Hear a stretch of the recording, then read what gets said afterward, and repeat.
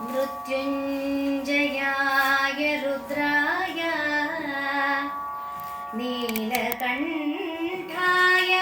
शम्भवे अमृतेशाय शर्वाय महादेवाय ते नमः।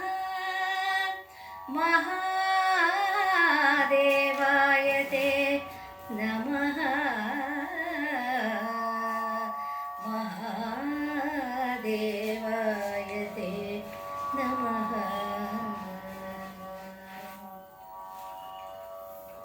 सर्वाङ्गसुन्दराय सामवेदसाधकाय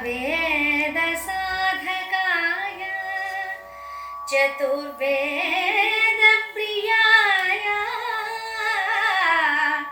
शिवरुद्राय ते नमो नमः। शिवरुद्राय ते नमो नमः। शिवोऽहं शिवोऽहं शिवनामप्रियाय शिवस्वरूपतृप्ताय शशिकोटिसमप्रभाय श्रीवीरभद्राय नमो नमः। श्रीवीरभद्राय नमो नमः।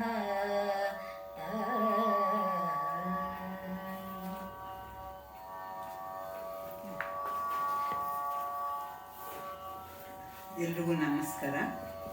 ರಾಘವಾಂಕನ ವಿಶಿಷ್ಟವಾದಂತಹ ವೀರೇಶ ಚರಿತೆಯ ಎರಡನೆಯ ಸಂಧಿಯ ಎರಡನೆಯ ಭಾಗಕ್ಕೆ ಇವತ್ತು ಆಗಮಿಸ್ತಾ ಇದ್ವಿ. ಇದು ಹೆಚ್ಚಿನ ಮಟ್ಟಿಗೆ ವೀರ ರಸಪ್ರಧಾನ ಅನ್ನೋಕ್ಕಿಂತ ವೀರಾವೇಶ ರಸಪ್ರಧಾನ ಅಂತ ಹೇಳ್ಬೋದು. ಅಷ್ಟೊಂದು ವೀರಾವೇಶದಿಂದ ಕೂಡಿರುವಂಥದ್ದು. ಎಲ್ಲಿ ಸಂಹಾರವಿದೆಯೋ, ಎಲ್ಲಿ ಒಂದು ಸೇಡು ಇದೆಯೋ, ಎಲ್ಲಿ ಮದ ಇದೆಯೋ ಅಲ್ಲೆಲ್ಲ ಬರುವಂಥದ್ದು ಆ ಸೇಡಿಗೆ ಪ್ರತಿರೂಪವಾಗಿ ವೀರಾವೇಶ. ಈ ಥರದ್ದು ಈ ದಕ್ಷಯಜ್ಞದ ಸಂದರ್ಭದಲ್ಲಿ ನಡೆದಂತಹ ಘಟನೆಗಳ ಸುತ್ತ ಕಟ್ಟಿದಂತಹ ಒಂದು ಪ್ರಸಂಗ ಇದು. ನಿನ್ನೆಯ ದಿನ ನಾವು ನೋಡಿದ್ವಿ, ಶಿವನ ಕೋಪದಿಂದ ಉದ್ಭವಿಸಿದಂತಹ ವೀರಭದ್ರನು ನನಗೆ ಏನು ಕೆಲಸ ಅಂತ ಕೇಳಿದಾಗ ಪರಮೇಶ್ವರನು ಅವನಿಗೆ ಇಂತಿಂಥ ಕೆಲಸವನ್ನು ಮಾಡು ಅಂತ ಹೇಳಿ ಅವನನ್ನು ನಿಯೋಜಿಸ್ತಾನೆ.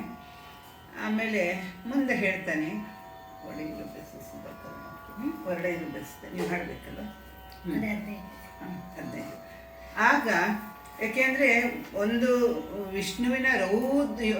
ಶಿವನ ರೌದ್ರ ಕೋಪವೇ ಒಂದು ಮೂರ್ತ ರೂಪಾಗಿ ಹಣೆಗಣ್ಣಿನಿಂದ ಚಿಮ್ಮಿ ಹುಟ್ಟಿದಂತಹ ಒಂದು ಭೀಕರಾಕೃತಿ ಈ ವೀರಭದ್ರ. ಆ ವೀರಭದ್ರನ ಆಕೃತಿ ಹೇಗಿತ್ತು ಅನ್ನೋದನ್ನು ರಾಘವಾಂಕ ತನ್ನ ಕಲ್ಪನೆಯನ್ನೆಲ್ಲ ಒಟ್ಟು ಹಾಕಿ ಒಂದು ಭೂಮವಾದ ಭೀಭತ್ಸವಾದ ರೌದ್ರವಾದ ಚಿತ್ರವನ್ನು ಆ ವೀರಭದ್ರನಿಗೆ ಕೊಡ್ತಾನೆ. ಈ ಪ್ರಸಂಗಗಳು ಸಾಕಷ್ಟು ಪುರಾಣಗಳಲ್ಲಿ ಇದ್ದರೂ ಸಹಿತ ಬಹುಶಃ ಈ ರಾಘವಾಂಕ ಚಿತ್ರಿಸಿರುವಷ್ಟು ಒಂದು ವೈಭವದಿಂದ ಬೇರೆ ಏನು ಬರುವುದಿಲ್ಲ. ಹೀಗೆ ನೀನು ಅಲ್ಲಿ ದಕ್ಷಯಜ್ಞದಲ್ಲಿ ಭಾಗಿಯಾಗಿದ್ದಾರೆ ಅಂದರೆ ಏನರ್ಥ? ದಕ್ಷನಿಗೆ ನನ್ನ ಮೇಲೆ ಒಂದು ದ್ವೇಷ ಇದೆ, ನನ್ನ ವಿರುದ್ಧವಾಗಿ ನನ್ನನ್ನು ಇಲ್ಲವಾಗಿಸಬೇಕು ಅನ್ನೋ ಉದ್ದೇಶದಿಂದ ಅವನು ಈ ಯಜ್ಞವನ್ನು ಕೈಗೊಂಡಿರುವಾಗ ಅದರಲ್ಲಿ ಭಾಗವಹಿಸಿದ್ದಾರೆ ಅಂದ ತಕ್ಷಣ ಅವರೆಲ್ಲರಿಗೂ ದಕ್ಷನ ಈ ಒಂದು ದುರಭಿಪ್ರಾಯದ ಸಮ್ಮತಿ ಇದೆ ಅಂತ ಅರ್ಥ ಆಗುತ್ತೆ. ಆದ್ದರಿಂದ ಹಾಗೆ ಯಾವುದು ಅತಿ ಕೆಟ್ಟದೋ, ಯಾವುದು ವಿನಾಶಕಾರಿಯಾದದ್ದೋ, ಯಾವುದು ಸಾತ್ವಿಕ ಮಾರ್ಗದಿಂದ ಹೊರಳಿ ನಡೆಯುತ್ತಿರುವಂತಹ ಯಜ್ಞದಲ್ಲಿ ಭಾಗವಹಿಸ್ತಿರುವವರನ್ನೆಲ್ಲ ನೀನು ಸರಿಯಾಗಿ ಬುದ್ಧಿ ಕಲಿಸಬೇಕು. ಆದರೆ ಎಲ್ಲರನ್ನು ಕೊಲ್ಲು ಅಂತ ಹೇಳಲ್ಲ ಅವನು. ಆದ್ದರಿಂದ ಯಾರು ಈ ಒಂದು ಯಜ್ಞದಲ್ಲಿ ಭಾಗವಹಿಸಿದ್ದಾರೆ ಅಂಥವರನ್ನು ಕೊಲ್ಲದೆ ಅವರಿಗೆ ಬುದ್ಧಿ ಕಲಿಸುವಂಥ ರೀತಿಯಲ್ಲಿ ನೀನು ತಂದು ನನಗೆ ಒಪ್ಪಿಸು ಅಂತ ಹೇಳಿ ಇಲ್ಲಿ ಪಿತೃಪತಿ ಭ್ರಮರನು ರತಿವಲ್ಲಭಧಲ್ಲಣನು ಅಂತ ಹೇಳಿ ಇಲ್ಲಿ ರಾಘವಾಂಕ ಈ ಪದ್ಯವನ್ನು ಮುಗಿಸ್ತಾನೆ. ಮತ್ತೆ ಈ ತರಹ ಶಿವ ಅಪ್ಪಣೆಯನ್ನು ಕೊಟ್ಟಾಗ ವೀರಭದ್ರನ ಒಂದು ಪ್ರತಿಕ್ರಿಯೆ ಹೇಗಿತ್ತು ನೋಡೋಣ. ಒಡೆಯರು ಬೆಸಸಿದ ಕರುಣಕ್ಕೆ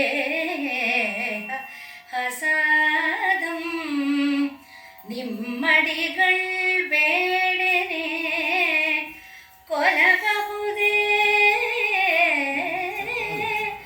ಆ ಜನ್ಮವ ಸುಡುವ ಅತಿವಂಟರು ಹೋಮದ ಹುಗ್ಗಿಯ ತಿಂದ ಆ ದೇವರ್ಗಳ ನೆರೆ ಹೊಡೆದು ಕಡುಪಿಂದ ಆ ಮಂದಿಯ ಮಧ್ಯದಲಳಿಯದ್ದ ಅತಿ ಸಿಡುಬು ಗುಟ್ಟುತ್ತಿರಲು ಎನ್ನವರು ರವಣಿಸದೆ ಬಿಡರು ಇದಕ್ಕೆಂತೂ ಅಂಗಜ ಮದಮರ್ದನ ಹೇಳೆಂದನು ವೀರಾಧೀಶ್ವರನು.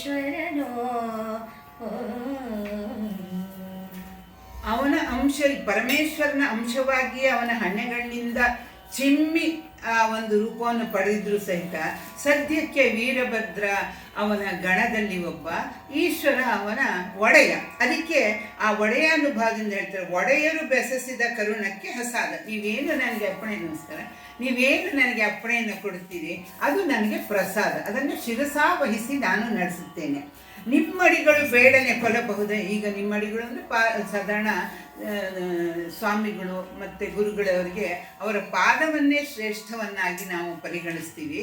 ಪಾದ ಭಜನೆ, ಪಾದ ಪೂಜನೆ, ಯಾಕೆಂದರೆ ಶಿರಕ್ಕೆ ಅರ್ಚನೆಯನ್ನು ಮಾಡ್ತೀವಿ, ಪಾದಕ್ಕೆ ನಮಸ್ಕಾರವನ್ನು ಮಾಡ್ತೀವಿ. ಇದರಲ್ಲಿ ಶ್ರೀಪಾದ ಹೇಳಿದಂಗೆ ಪಾದದ ಅಪ್ಪಣೆ ಅಂಥೇಳಿ ನೀವು ಗುರುಗಳ ಹತ್ತಿರ ಅವರ ಅನುಯಾಯಿಗಳು ಇದು ಮಾಡೋದನ್ನು ಶ್ರೀಚರಣಕ್ಕೆ ಒಪ್ಪಿದ ಹಾಗೆ ಅಂತಂದರೆ ಯಾಕೆ ಈ ಪಾದಗಳನ್ನು ಇಷ್ಟೊಂದು ಅತಿಯಾಗಿ ಇದು ಮಾಡ್ತಾರೆ ಅಂದರೆ ಭಗವಂತನ ಅಥವಾ ಭಗವತಿಯ ಅನುಗ್ರಹದ ಕಿರಣಗಳು ಪಾದಗಳ ಮೂಲಕ ಸೂಸುತ್ತವೆ ಅಂತ ಹೇಳ್ತಾರೆ. ಭಗವಂತನ ಅಥವಾ ಭಗವತಿಯ ಅನುಗ್ರಹದ ಕಿರಣಗಳು ಕಣ್ಣಿನಿಂದಲ್ಲ, ಮುಖದಿಂದಲ್ಲ, ತಲೆಯಿಂದಲ್ಲ, ನಾಸಿಕದಿಂದಲ್ಲ, ಕೈಯಿಂದಲ್ಲ, ಅನುಗ್ರಹದ ಕಿರಣಗಳು ಪಾದಗಳ ಮೂಲಕ ಬರುತ್ತೆ ಅಂತ. ಆದ್ದರಿಂದ ಆ ಪಾದವನ್ನೇ ಅತ್ಯಂತ ಶ್ರೇಷ್ಠವಾಗಿ ನಿನ್ನ ಪಾದ ಸೇವೆಯನ್ನು ಕೊಡೋ, ನಿನ್ನ ಚರಣ ಸೇವೆಯನ್ನು ಕೊಡೋ, ನಿನ್ನ ಪಾದಕ್ಕೆ ನಾನು ನಮಸ್ಕರಿಸ್ತೀನಿ, ನಿನ್ನ ಪಾದವನ್ನು ನಂಬಿದ್ದೀನಿ, ನೀನು ಪಾದ ಕಮಲದ ರಜವಾಗಿಸು ಎನ್ನ ಅಂಥೇಳಿ ಹೀಗೆ ಪಾದಕ್ಕೆ ಹೌದು ನಿನ್ನ ಪಾದ ಕಮಲದಲ್ಲಿ ನನ್ನನ್ನು ಒಂದು ಧೂಳಾಗಿಸು ಅಥವಾ ನಿನ್ನ ಪಾದ ಕಮಲದ ಭ್ರಮರವಾಗಿಸು ನನ್ನ ಅಂಥೇಳಿ. ಆ ಪಾದವೇ, ಏಕೆಂದರೆ ಸರ್ವವನ್ನು ಆ ಒಂದು ದೈವ ಅಥವಾ ಒಂದು ದೇವಿ ಅಥವಾ ಇದು ಸರ್ವವನ್ನು ಕೊಡುವ ಶಕ್ತಿ, ಅದು ಅಭಯಹಸ್ತ ಇರ್ಬೋದು, ವರದ ಮುದ್ರೆ ಇರ್ಬೋದು, ಆದರೆ ಅದೆಲ್ಲವೂ ಪ್ರಧಾನವಾಗುವುದು ಆ ಪಾದಗಳಲ್ಲಿದೆ ಅಂತ ಹೇಳಿ. ಪಾದಗಳಲ್ಲಿ ಆ ಅನುಗ್ರಹದ ಕಿರಣಗಳಿದೆ ಅಂತ ಹೇಳಿದ್ರಿಂದ ಆ ಪಾದಗಳನ್ನೇ ನಮ್ಮಲ್ಲಿ ಶ್ರೇಷ್ಠವಾಗಿ ಭಾವಿಸುವುದರಿಂದ ಇಲ್ಲಿ ಇವನು ನಿಮ್ಮ ಅಡಿಗಳು ಬೇಡನೆ ಕೊಲ್ಲಬಹುದೇ. ನೋಡಿ ಇದು ಹೇಗೆ ನಮ್ಮಲ್ಲಿ ಅನೂಚಾನವಾಗಿ ಈ ಒಂದು ಪಾದದ ಬಳಕೆ, ಪಾದದ ಚರಣಗಳ ಶ್ರೇಷ್ಠ ಬಳಕೆ ಬಂದಿದೆ ಅನ್ನೋದಕ್ಕೆ ಇಲ್ಲಿ ಈ ಪದವನ್ನು ತರ್ತಾನೆ. ನಿಮ್ಮ ಅಡಿಗಳು ಬೇಡನೆ ಕೊಲ್ಲಬಹುದೇ, ನೀವು ಯಾರನ್ನೂ ಕೊಲ್ಲಬೇಡ ಅಂತ ಹೇಳಿದ್ದೀರಾ, ಆದ್ದರಿಂದ ಆ ಆಜ್ಞೆಯನ್ನು ನಾನು ಪರಿಪಾಲಿಸ್ತೀನಿ, ಕೊಲ್ಲಬಹುದೇ, ನಾನು ಕೊಲ್ಲಬಹುದೇ, ಮಾಡುವುದಿಲ್ಲ. ಆ ಜನ್ಮವ ಸುಡೋತಿ ಅಂದರೆ ನಿಮ್ಮ ಮಾತನ್ನೇನಾದರೂ ಮೀರಿ ನಾನು ಅಲ್ಲಿಯವರನ್ನು ಕೊಲ್ಲರೆ ನನ್ನ ಜನ್ಮವನ್ನು ಸುಡಬೇಕು, ಅಂದರೆ ನನ್ನದು ಆಜ್ಞೆಯನ್ನು ಅನುಸರಿಸದ ನಿಕೃಷ್ಟ ಜನ್ಮವಾಗತ್ತೆ, ಸುಡುವು. ಬಂಟರು ಹೋಮದ ಹುಗ್ಗಿಯ ತಿಂದ ದೇವರುಗಳ ನೆರವು. ಇಲ್ಲ, ಹೋಮದ ಹುಗ್ಗಿಯ ತಿನ್ನೋದು ಅಂದರೆ ಹೋಮದಿಂದ ಹವಿಸ್ಸನ್ನು ಸ್ವೀಕರಿಸಿದವರು ಅಂತ. ಇಲ್ಲಿ ದೇವತೆಗಳು ಸಾಕ್ಷಾತ್ತಾಗಿ ಬಂದಿದ್ದಾರೆ. ಇಂದ್ರ, ವರುಣ, ಅಗ್ನಿ, ಯಮ, ಸೂರ್ಯ, ಚಂದ್ರ, ಯಾರ್ಯಾರು ಹವಿಸ್ಸಿಗೆ ಭಾಜನರಾದವರು ಅವರೆಲ್ಲ ಇಲ್ಲಿ ಸಾಕ್ಷಾತ್ತಾಗಿ ದಕ್ಷಿಣ ಯಜ್ಞದಲ್ಲಿ ಸ್ವೀಕರಿಸೋದಕ್ಕೆ. ಸಾಧಾರಣವಾಗಿ ಏನು ಒಂದು ಹವನ ಹೋಮ ಯಜ್ಞ ಮಾಡುವಾಗ ಅಗ್ನಿಯ ಮೂಲಕ ಪ್ರತಿಯೊಬ್ಬರಿಗೂ ತರಿಸ್ತಾರೆ. ಇಂದ್ರಾಯ ಸ್ವಹ, ವರ್ಣೇ ಸ್ವಹ, ಗಣಪತಿಯೇ ನಮ ಹೀಗೆ ಹೇಳಿದಾಗ ಅವರ ಹೆಸರನ್ನು ಹೇಳಿದಾಗ ಇದು ಅಡ್ರೆಸ್ಸು ತೊಗೊಂಡು ಹೋಗಿ ಕೊಡು ಅನ್ನುವ ಅರ್ಥದಲ್ಲಿ. ಹಾಗೆ ಆದರೆ ಇಲ್ಲೇನಾಗಿದೆ, ಅಗ್ನಿಯ ಹೋಮ ಅನ್ನೋದು ಯಜ್ಞ ಅನ್ನೋದು ಅಗ್ನಿಯ ಮೂಲಕವೇ ಆಗಬೇಕಾದ್ರಿಂದ ಅಗ್ನಿಯ ಪ್ರತಿಷ್ಠಾಪನೆ ಆಗಿದೆ, ಯಜ್ಞಾಗ್ನಿಯ ಪ್ರತಿಷ್ಠಾಪನೆ ಆಗಿದೆ. ಆದರೆ ಅಗ್ನಿಯ ಮೂಲಕ ಸಮರ್ಪಿಸಿದ್ದನ್ನ ಸಾಕ್ಷಾತ್ತಾಗಿ ಸ್ವೀಕರಿಸಲು ದೇವತೆಗಳೆಲ್ಲ ಬಂದಿದ್ದಾರೆ. ಪ್ರತಿಯೊಬ್ಬರು ಬ್ರಹ್ಮ ವಿಷ್ಣು ಆದಿಯಾಗಿ ಅಲ್ಲಿ ಎಲ್ಲ ಯಾವ ದೇವತೆಗಳ ಗುಂಪು, ನಾ ಹೇಳಿದ್ನಲ್ಲ 33 ಕೋಟಿ 33 ಗುಂಪು ಅಂತ, ಅವರೆಲ್ಲರನ್ನು ಇವನು ಆಹ್ವಾನಿಸಿದ್ದಾನೆ. ಅವರೆಲ್ಲರೂ ಗೌರವಿಸಿ ಬಂದಿದ್ದಾರೆ. ಆದ್ರಿಂದ ಅಂದ್ರೆ ಆ ಹುಗ್ಗೆ ತಿನ್ನಿದ್ರೆ ಅವರೆಲ್ಲರೂ ಈ ಹವಿಸ್ಸನ್ನ ಸ್ವೀಕರಿಸುತ್ತಾರೆ. ಅವರನ್ನ ನೆರೆ ಹೊಡೆದು ಕಡುಪಿಂದ ಆ ಮಂದಿಯ ಮಧ್ಯದಲ್ಲಿ ಅಳಿಯದ್ದತಿ. ಹೀಗೆ ಅವರೆಲ್ಲ ಬಂದಿದ್ದಾಗ ಏನಾಗಿದೆ, ನಿನ್ನಿಂದ ನಾನು ಉದ್ಭವಿಸಿದ್ದೇನೆ, ನನ್ನಿಂದ ಬೇಕಾದಷ್ಟು ಜನ ನನ್ನ ಸಂಕಲ್ಪ ಮಾತ್ರದಿಂದ ಇನ್ನೊಂದಿಷ್ಟು ಗಣಗಳಿದ್ದೀವಿ ಉದ್ಭವಿಸಿದ್ದಾರೆ. ಆದರೆ ಪ್ರತಿಯೊಬ್ಬರೂ ತಮ್ಮ ಒಡೆಯನ ಆಜ್ಞೆಯನ್ನು ಪಾಲಿಸುವಂತಹ ನಿಷ್ಠ ಸೇವಕರಾಗಿರ್ತಾರೆ ಅಂತನ್ನೋದು ಅಲ್ಲ. ಇಲ್ಲಿ ಏನು ಅರ್ಥ ಅಂತಂದ್ರೆ, ನೀನು ನನಗೆ ಹೇಳಿದೆ, ನಾನು ನನ್ನ ಗಣಗಳಿಗೆ ಹೇಳ್ತೀನಿ. ಆದರೆ ಆ ಯುದ್ಧೋತ್ಸಾಹದಿಂದ, ಅದು ಒಂದು ತರಹ ಹೇಗೆ ಅಂದರೆ ಇಂಟಾಕ್ಸಿಕೇಶನ್, ಅದು ಆ ಯುದ್ಧೋತ್ಸಾಹ ಅಂತನ್ನೋದು ಒಂಥರ ಈ ಇಂಟಾಕ್ಸಿಕೇಶನ್, ಮದ್ದನ್ನ ತಗೊಂಡ್ರೆ ಅಥವಾ ಹೆಂಡವನ್ನು ಕುಡಿದ್ರೆ ಹೇಗೆ ಇಲ್ಲದ ಶಕ್ತಿ ಒಳಗಿನಿಂದ ಪ್ರೇರಿತವಾಗುತ್ತೆ, ಅದು ಇಂಟಾಕ್ಸಿಕೇಶನ್. ಆ ರೀತಿ ಇರುವಾಗ ನಾನು ಎಷ್ಟೇ ಹೇಳಿದ್ರು ಅವರು ಸಿಡುಗುಟ್ಟುತ್ತಿರಲು ಎನ್ನವರು ಉರವಣಿಸದೆ ಬಿಡದೆ ಅರಿದಕ್ಕೆ ಎಂತು ಅಗಜ ಮದಮರ್ದನ. ಅಕಸ್ಮಾತ್ ನನ್ನ ಮಾತನ್ನು ಮೀರಿ ಅವರೆಲ್ಲರೂ ಅಲ್ಲಿರುವಂತಹ ದೇವರುಗಳನ್ನೆಲ್ಲ ಹೊಡೆದುರುಳಿಸಿದರೆ ನಾನೇನು ಮಾಡಲಿ? ಅಂಗಜ ಮದಮರ್ದನ. ಅಂಗಜ ಅಂದ್ರೆ ಅಂಗಜ ಅಂದ್ರೆ ಇದರಿಂದ ಹುಟ್ಟಿದವನು ಮನ್ಮಥ, ಅವನ ಮದವನ್ನು ಮರ್ದಿಸಿದವನು. ಹೀಗೆ ಭಗವಂತನನ್ನ ಬೇರೆ ಬೇರೆ ಅವನ ಸಾಹಸ, ಅವನ ಕೀರ್ತನೆ, ಅವನ ಗುಣ ಇವೆಲ್ಲದರ ಮೂಲಕ ಅವನ ಹೆಸರನ್ನು ಹೇಳಿ ಸ್ತುತಿಸುವಂತಹ ಒಂದು ಬರೀ ಶಿವ ಶಿವ ಅಲ್ಲ, ಶಂಭು ಯಾಕೆ, ಸಾಂಬ ಯಾಕೆ, ಚಂದ್ರಶೇಖರ ಯಾಕೆ, ಗಂಗಾಧರ ಯಾಕೆ, ಅಂಗಜಮರ್ದನ ಯಾಕೆ, ಅಂಧಕಾಸುರ ಸೂದನ ಯಾಕೆ, ಇದೆಲ್ಲ ಅವನ ನಾಮಗಳು, ಅವನ ಸಾಹಸಗಳನ್ನು ಮಹಿಮೆಗಳನ್ನು ಹೇಳುವಂಥದ್ದು. ಅಂಗಜ ಮದಮರ್ದನ ಹೇಳೆಂದಳು ವೀರಾಧೀಶನು. ಆ ವೀರಭದ್ರೇಶ್ವರನ ಕೇಳ್ತಾನೆ. ಆಗ ಅವರಿಗೆ ಒಂದು ಸ್ಪೆಸಿಫಿಕ್ ಆಗಿ ಡಿಸ್ಟಿಂಕ್ಟಿವ್ ಆಗಿ ಒಂದು ನಿಖರವಾದ ಕೆಲಸಗಳನ್ನ ಕೊಡ್ತಾನೆ. ಯಾವ ಕೊಲ್ಲಬೇಕು, ಕೊಲ್ಲಬಾರ್ದು, ಆದ್ರೆ ಯಾರನ್ನ ಕೊಲ್ಲಬೇಕು, ಯಾರನ್ನ ಕೊಲ್ಲಬಾರ್ದು, ಅದನ್ನ ಸ್ಪೆಸಿಫಿಕ್ ಆಗಿ ಇಲ್ಲಿ ಹೇಳ್ತಾನೆ ಪರಮೇಶ್ವರ ವೀರಭದ್ರಂಗೆ. ಮಲೆ ತೊಡೆ ಕೊಲು ಶರಣಿಗೆ ಕಾಯಿ ಅಲ್ಲಿಗೆ ತಕ್ಕುದನು ಅಲಸದೆ ಮಾಡದ ಅದನು ಅಲ್ಲೆಂದೆನೆ ಎಲೆ ವೀರ ಎನ್ನಲು ಅವನು ಅತಿ ಹರುಷದೊಳು ಎನ್ನಯ ಮಾಟವನಳುಕದೆ ಮಾಡ್ಪೆಂ ನೋಡಲು ತಕ್ಕ ಬಲವಂತರ ಬೆಸೆಸುವ ಬರದಿಂ ಕೆಲಬಲನಂಬಾಧಿಸಿ ಪೋಪವೆರ ಬಗೆವನು ಅನಿತ ಕೆಲೆಲೆ ಬೊಪ್ಪಿಡು ತಪ್ಪರಿಸುತ್ತ ಒಬ್ಬ ಆಕಸ್ಮಿಕ ಸತಿ ತಲೆದೋರಿದಳು.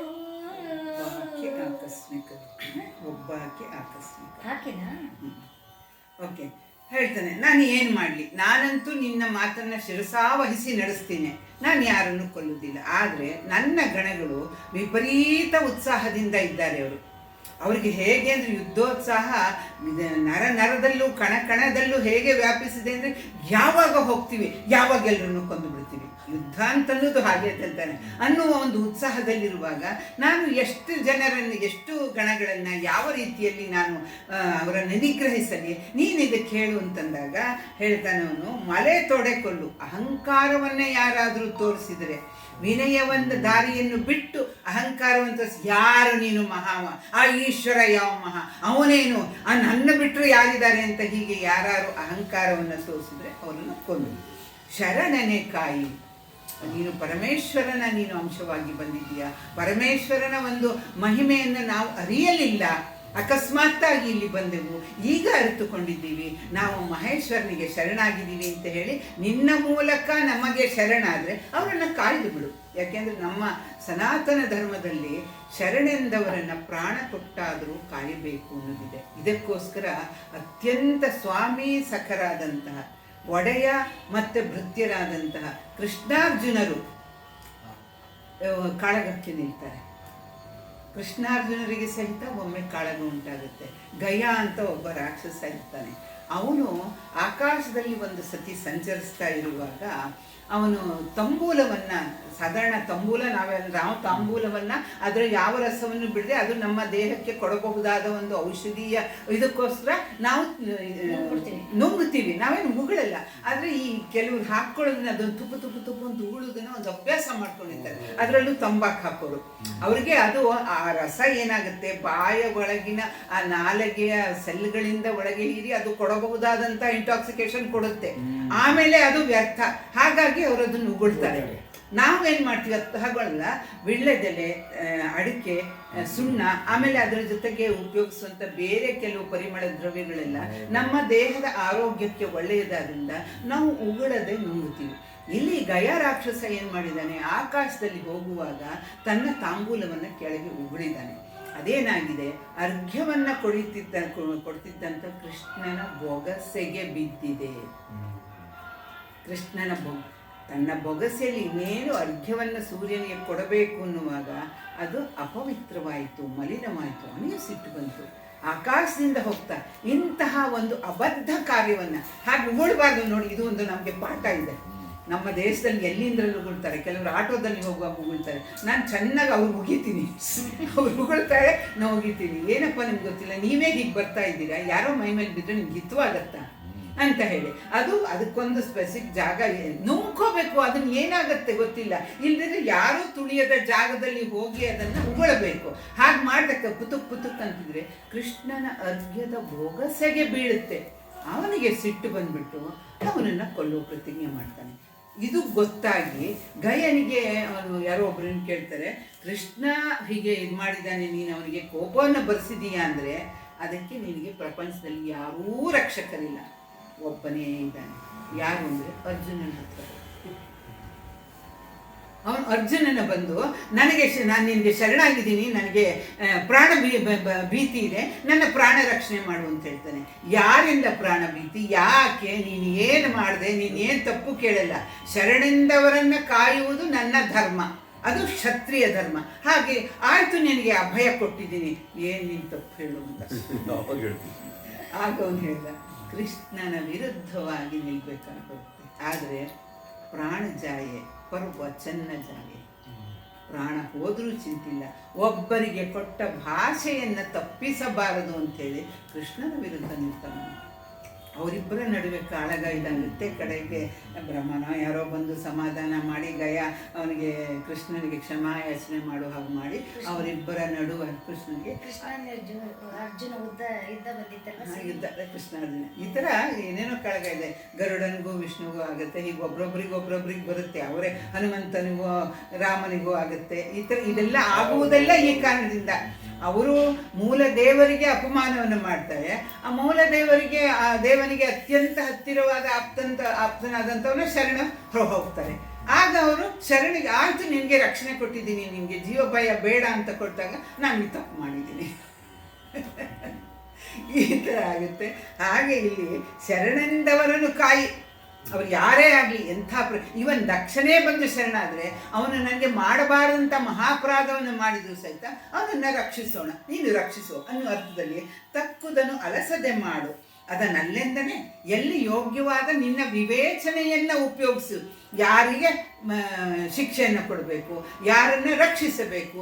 ಈಗ ಆ ಯುದ್ಧಕ್ಕೆ, ಆ ಒಂದು ದಕ್ಷಿಣ ಯಾಗಕ್ಕೆ ಹೋಗುವಾಗ ಶಿಕ್ಷೆ ಮತ್ತು ರಕ್ಷಣೆಯ ಕೆಲಸ ನಿನ್ನದೇಯ, ಅದನ್ನು ವಿವೇಚನೆಯಿಂದ ನೀನು ಮಾಡಬೇಕು ಅಂತೇಳಿ. ಅಲ್ಲ ಅಂತ ಹೇಳಿದ್ನ, ನೀನು ಎಲ್ಲರೂ ಶಿಕ್ಷಿಸು ಅಂತಲೂ ಹೇಳಿಲ್ಲ, ಎಲ್ಲರೂ ರಕ್ಷಿಸು ಅಂತಲೂ ಹೇಳಿಲ್ಲ. ನಿನ್ನ ವಿವೇಚನವನ್ನು ನೀನು ಉಪಯೋಗಿಸು ಅಂತೇಳಿ ಎಳವೀರ ಎನ್ನಲು ಅವನು ಅತಿ ಹರ್ಷದೋಳು, ನಾನೇನೋ ನೀನು ಹೇಳ್ದಂಗೆ ಕೇಳ್ತೀನಿ ಅಂತ ಹೇಳ್ಬಿಟ್ಟು ಎಣ್ಣೆಯ ಮಾಟವನ್ನು ಅಳುಕದೆ ನೋಡಲು ತಕ್ಕ ಬಲವಂತರ ಬೆಸಸನೆ, ಇನ್ನು ನೀನು ಹೇಳಿದಂತೆ ನಾನು ಮಾಡ್ತಾ ಹೋಗ್ತೀನಿ, ಆ ಬಲವಂತರನ್ನೆಲ್ಲ ನಾನು ಸರಿಯಾಗಿ ಉಪಯೋಗಿಸ ಬೆಸಸನೆ ಆ ಬೆಸಸುವ ಬರದಿ ಕೆಲಬಲ ನಮ್ಮ ಬಾಧಿಸಿ ಕೋಪವರಂ ಬಗೆವನಿತು. ಹಾಗೆ ಯಾರು ಅಪರಾಧ ಮಾಡ್ತಾರೋ ಆ ಎಡಬಲದಲ್ಲಿ ಸುತ್ತ ಇರುವಂಥವರಿಗೆ ನಾನು ಅವರಿಗೆ ಸರಿಯಾದ ಶಿಕ್ಷೆ ಕೊಟ್ಟು ಶರಣಾದವ್ರನ್ನ ರಕ್ಷಿಸಿರಿ ಅಂತ ಹೇಳಿ, ಹೀಗೆ ಇವರ ನಡುವೆ ವೀರಭದ್ರೇಶ್ವರ ಮತ್ತು ಅವನು ಯಾರಿಂದ ಉತ್ಪತ್ತಿಯಾದನೋ ಅಂತಹ ತ್ರಿಲೋಕಾಧಿಪತಿಯಾದಂತಹ ಸೃಷ್ಟಿ ಸ್ಥಿತಿ ಲಯ ಕಾರಣಕರ್ತನಾದ ಪರಮೇಶ್ವರನ ನಡುವೆ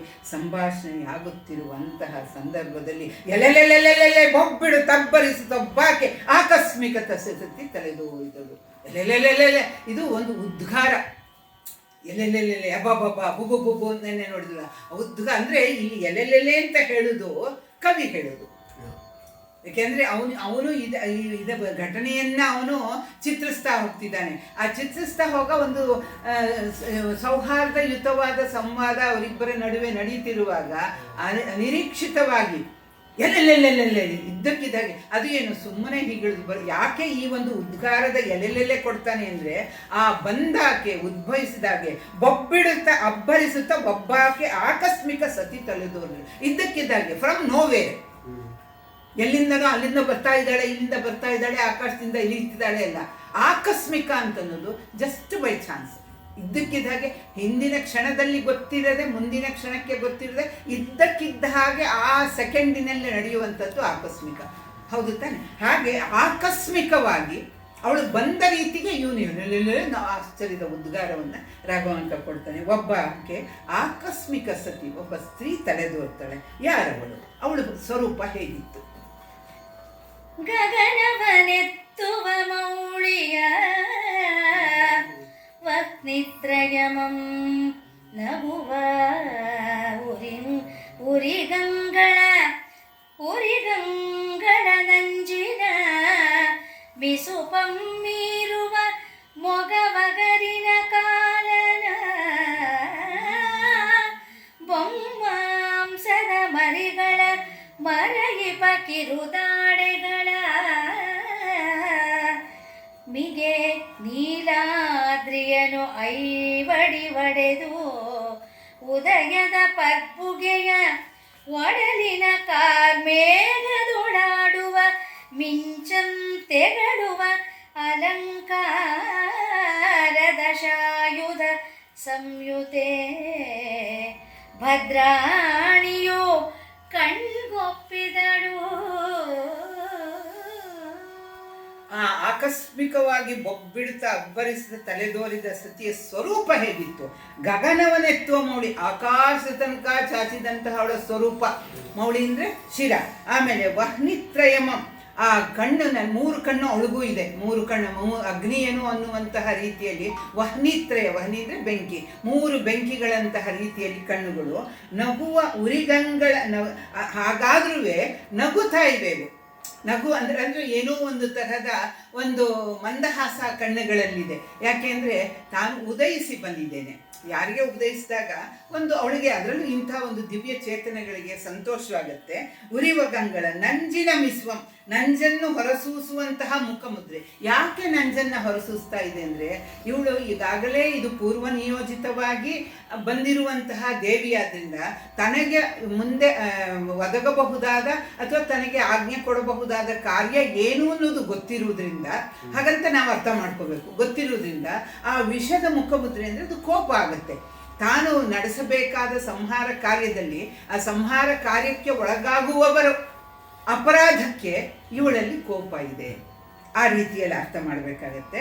ಆಮೇಲೆ ಇದು ಮಿಸುವ ಮೀರುವ ಮಗವ ಅಗರಿನ ಕಾಲನ ಬೊಮ್ಮಾಂಸದ ಮರಿಗಳ ಮರಯಿಪ ಕಿರುದಾಡೆಗಳ ಅಂತ ಹೇಳ್ತಾರೆ. ಈ ಬೊಮ್ಮಾಂಸ ಅನ್ನೋದಕ್ಕೆ ನಾನು ಇಡೀ ಡಿಕ್ಷನರಿಯೆಲ್ಲ ತಡ್ಕಾಳಿದ್ರು ಏನೂ ನನಗೆ ಸಿಲ್ಲ.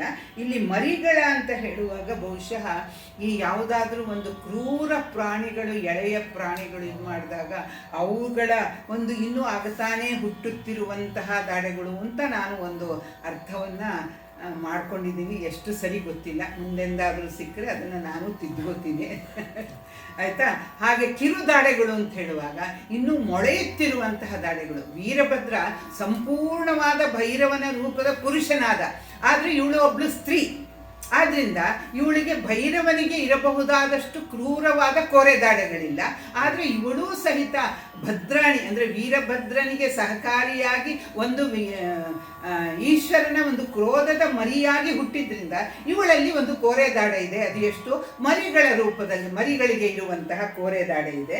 ಹೀಗೆ ನೀಲಾದ್ರಿಯ ಅಂದರೆ ನೀಲಾದ್ರಿ ಅಂದರೆ ಒಂದು ಪರ್ವತ, ಆ ಪರ್ವತದ ಅವಳೇ ಪರ್ವತವೋ ಎಂಬಂತೆ ಅಂದರೆ ಎತ್ತರವಾಗಿ ಅಂದರೆ ಅವಳು ಸಹಿತ ಒಂದು ಘೋರವಾದಂತಹ ಒಂದು ವೈಭವಯುತವಾದ ಭೂಮವಾದಂತಹ ರೂಪ, ನೀಲಾದ್ರಿಯೋ ಎಂಬಂತೆ. ಆಮೇಲೆ ಪರ್ಬುಗೆಯೊಡಲಿನ ಕಾರ್ಮೇಘದೊಳಾಡುವ ಮಿಂಚಂ, ಇದು ಕಪ್ಪನೆಯ ಮೋಡಗಳ ಮಧ್ಯೆ ಆ ಮಿಂಚು ಬಂದರೆ ಅದರ ಸೊಗಸನ್ನು ನೋಡೋದಕ್ಕೆ ಬೇರೆ. ಮಿಂಚು ಕಹಿ ಮೋಡ, ಅದರಲ್ಲಿ ಚಳಕ್ ಚಳಕ್ ಚಳಕ್ ಅಂತ ಬರುವಾಗ ಅದನ್ನು ಕಣ್ಣು ತುಂಬಿಕೊಳ್ಬೇಕು. ಯಾಕೆ ಅದ್ರ ಸೌಂದರ್ಯ ಕ್ಷಣಿಕವಾದದ್ದು. ಇಲ್ಲಿ ಅದು ಯಾವಾಗಲೂ ಮಿಂಚು ಅಲ್ಲ ಇದ್ರೆ ಅಲ್ಲಿದೆ ಬಿಡು, ನಾವು ನೋಡೋಕ್ಕೆ ಹೋಗಲ್ಲ. ಆ ಹೊಳೆದು ಆ ಕಾಣದೆ ಆಗುತ್ತೆ. ಯಾವುದು ತಾತ್ಕಾಲಿಕವೋ ಕ್ಷಣಿಕವೋ ಅದರ ಬಗ್ಗೆ ಆಕರ್ಷಣೆ ಇರುತ್ತೆ. ಯಾವುದು ಶಾಶ್ವತವೋ ಯಾವಾಗಲೂ ಇರುತ್ತೋ ನಾವು ಅದನ್ನು ನೋಡಲ್ಲ. ಹಾಗೆ ಕಪ್ಪಾದ ದಟ್ಟ ಮೋಡದಲ್ಲಿ ಆಗಾಗ್ಗೆ ಮಿಂಚುವ ಆ ಒಂದು ಹೊಳಪು ಏನಿದೆ, ಆ ಕಾಂತಿ ಏನಿದೆ, ಅಂತಹ ರೀತಿಯಲ್ಲಿ ಅದನ್ನು ಧಿಕ್ಕರಿಸುವಂತಹ ರೀತಿಯಲ್ಲಿ ಅವಳ ಮೈಯಲ್ಲಿ ಅಲಂಕಾರದ ಒಡವೆಗಳಿವೆ. ಅಂದರೆ ಮಿಂಚಿನ ಉಪಾಧಿ ರೀತಿಯಲ್ಲಿ ಅವು ಕಾಂತಿಯಿಂದ ಹೊಳಿತಾ ಇದೆ. ಆಮೇಲೆ ದಶಾಯುಧ ಸಂಹಿತೆ, 10 ಕೈಗಳು, 10 ಕೈಗಳಲ್ಲಿ 10 ಆಯುಧಗಳು, ಶೂಲ, ಮುದ್ಗರ, ಗದೆ, ಈ ಥರದ ಕತ್ತಿ, ಗುರಾಣಿ, ಹೀಗೇನೇನೋ ಇರುತ್ತಲ್ಲ ಅದೆಲ್ಲ ಆಯುಧಗಳು ಸಂಯುತೆ ಅಂದರೆ ಅದನ್ನು ಒಳಗೊಂಡವಳು. ಭದ್ರಾಣಿಯು ಕಣ್ಗೊಕ್ಕಿದಳು. ಯಾವ ವೀರಭದ್ರನ ಒಂದು ಘೋರವಾದ ರೌದ್ರವಾದ ರೂಪವಿತ್ತು ಅದಕ್ಕೆ ಹೊಂದುವಂತಹ ವಿವಾಹ ಯಾವಾಗಲೂ ಸಮಾನಸ್ಕರಲ್ಲಾಗಬೇಕು. ಆ ಥರ ಸಮಾನಸ್ಕ ರೂಪ ಇವಳಿಗೂ ಇದೆ. ಸದಾ ಮುದರಿಂ ತನ್ನಯ ನಡುಗಣ್ಣಿಂ ಪುಟ್ಟಿದ ಚದುರಂಗೆ ಉಮೆಯಂದದಿನ್ ಉದಿಸಿದ ಸುದತಿಗೆ ಸನ್ಮುದದಿಂದಂ ಮದುವೆಯನು ಒದವಿಸಿದ ಅಂತ ಆ ದಂಪತಿಗಳಿಗೆ ಗಣங்கள் ಬೆರಸಿ ಸದಮಳ ಸೇಸೆಯನು ಉದಿತೋದಿತ ವರಕೆಯೊಳ್ ಇಕ್ಕಿದ ಮದನಾರಿಯ ಪದ ಪದ್ಮಕ್ಕೆ ಎರಗುತ್ತಿರದೆ ಬಲಗೊಂಡಂ ಬೀಳ್ಕೊಂಡಂ ನಡೆಗೊಂಡಂ ಚಂಡಾಂಶು ಶತಪ್ರಭನು. ತನ್ನ ನಡುಗಣ್ಣಿನಿಂದ ಹುಟ್ಟಿದ ಅವನ ಅಗ್ನಿ. ಯಾಕೆಂದರೆ ಈ ಕಣ್ಣೆ ಈಗ ಕಣ್ಣುಗಳು ಇದೆ, ಆದರೆ ನಮ್ಮಲ್ಲಿ ವರ್ಣನೆಯಲ್ಲಿ ಸೂರ್ಯ ಚಂದ್ರಾಗ್ನಿ ನೇತ್ರ ಅಂತ ಹೇಳ್ತಾರೆ. ಅದು ಬೇರೆಯದು ಸೂರ್ಯ ಚಂದ್ರರೋ ಹೌದೋ ಅಲ್ವೋ ಗೊತ್ತಿಲ್ಲ. ಆದರೆ ಇವನು ಈಶ್ವರನ ಹಣೆಗಣ್ಣು ಮಾತ್ರ ಅಗ್ನಿಯೇ ನಿಜ. ಯಾಕೆಂದರೆ 2-3 ಸಂದರ್ಭಗಳಲ್ಲಿ ಅವನು ತನ್ನ ಆ ಕಣ್ಣು ಬೇರೆ ಕಣ್ಣನ್ನು ಬಿಟ್ಟಾಗ ಏನೂ ಆಗಿಲ್ಲ. ಆ ಕಣ್ಣನ್ನು ತೆರೆದ ತಕ್ಷಣ ಅದರಿಂದ ಉರಿ ಉಕ್ಕಿ ಅದು ಎದುರಿಗೆ ಬಂದಂತಹ ಜೀವನ ಅಥವಾ ಉದ್ದೇಶಿತವಾದಂತಹ ವ್ಯಕ್ತಿಯನ್ನು ಅದು ಸುಟ್ಟು ಹಾಕಿದೆ. ಅದರಿಂದ ಯಾವ ಒಂದು ಈಗ ಹುಲಿಯ ಹೊಟ್ಟೆಯಲ್ಲಿ ಹುಟ್ಟುವ ಮರಿ ಅದು ಆ ಕ್ಷಣಕ್ಕೆ ನಿರ್ಬಲವಾಗಿದ್ರೂ ಅದು ಮುಂದೆ ಹುಲಿಯಾಗಿಯೇ ಬೆಳೆಯುತ್ತೆ. ಸಿಂಹದ ಹೊಟ್ಟೆಯಲ್ಲಿ ಹುಟ್ಟಿರುವುದು ಆ ಕ್ಷಣಕ್ಕೆ ನಿರ್ಬಲವಾಗಿ ಕುರುಡಾಗಿದ್ರೂ ಸಹಿತ ಈ ಪ್ರಾಣಿಗಳು ಕೆಲವು ದಿನಗಳವರೆಗೆ ಕುರುಡಾಗಿರ್ತಂತೆ, ಕಣ್ಣು ಕಾಣಲ್ವಂತೆ ಅವ್ರಿಗೆ. ಆದರೆ ಅವುಗಳ ಒಂದು ಜೀನ್ಸ್ ಅಂತ ಏನು ಹೇಳ್ತಾರೆ, ಸ್ಪೀಸೀಸ್ ಅಂತ ಏನು ಹೇಳ್ತಾರೆ, ಆ ರಕ್ತಗತವಾಗಿರುವಂತಹ ಜಾತಿಯಿಂದ ಬಂದಿರುವಂತಹ ಆ ಗುಣಗಳು ಯಾವತ್ತಿದ್ರೂ ಅದು ಹೊರಗೆ ಕಾಣಿಸ್ಕೊಡುತ್ತೆ. ಅದಕ್ಕೆ ಈ ಯಾವುದೋ ಒಂದು ಸಿಂಹವನ್ನು ಒಂದು ಕಳೆದು ಹೋದಾಗ ಒಂದು ನರಿ ಸಾಕುತ್ತಂತೆ. ನರಿಗಳು ಸಾಕುತ್ತಂತೆ. ಅದು ನರಿ ಥರನೇ ಕೂಗುದು ಇದು ಮಾಡ್ತಾ ಇರುವಾಗ ಒಂದು ಸ್ಥಿತಿ ಒಂದು ಸಿಂಹ ನೋಡಿ ಅದಕ್ಕೆ ಹೇಳುತ್ತಂತೆ. ಇದು ಆಮೇಲೆ ಸಿಂಹ ಬಂದ ತಕ್ಷಣ ಹೆದರ್ಕೊಂಡು ಓಡಿ ಹೋಗುವಂಥದ್ದು. ಯಾಕೆ ಅಂದರೆ ತನ್ನ ಒಂದು ಹುಟ್ಟಿನ ಗುಣ ಅದಕ್ಕೆ ಇನ್ನೂ ಗೊತ್ತಿಲ್ಲ. ಆಗ ಒಂದು ಸಿಂಹ ಬಂದು ಹೇಳುತ್ತಂತೆ, ನೀನು ನರಿಗಳ ಇಲ್ಲ, ನೀನು ಯಾರು? ನಾನು ನರಿ. ಇಲ್ಲ, ನೀನು ನರಿಯಲ್ಲ ಅಂತ ಹೇಳಿ ಒಂದು ನದಿಯ ಹತ್ತಿರ ಕರೆದುಕೊಂಡು ಹೋಗಿ ನಿನ್ನ ಸ್ವರೂಪವೇನು, ನನ್ನ ಸ್ವರೂಪವೇನು, ನೀನು ಬೆಳೆಯುತ್ತಿರುವ ಸ್ವರೂಪವೇನು, ಅಂದಾಗ, ಯಾಕೆಂದರೆ ಪ್ರತಿಯೊಂದು ವ್ಯಕ್ತಿಗೂ ಪ್ರತಿಯೊಂದು ಜೀವಿಗೂ ತನ್ನ ಸ್ವರೂಪ ತನಗೆ ಕಾಣುವುದಿಲ್ಲ. ನಾನು ಹೇಗಿದ್ದೀನಿ ಎಂದು ನನಗೆ ಇದುವರೆಗೂ ಗೊತ್ತಿಲ್ಲ.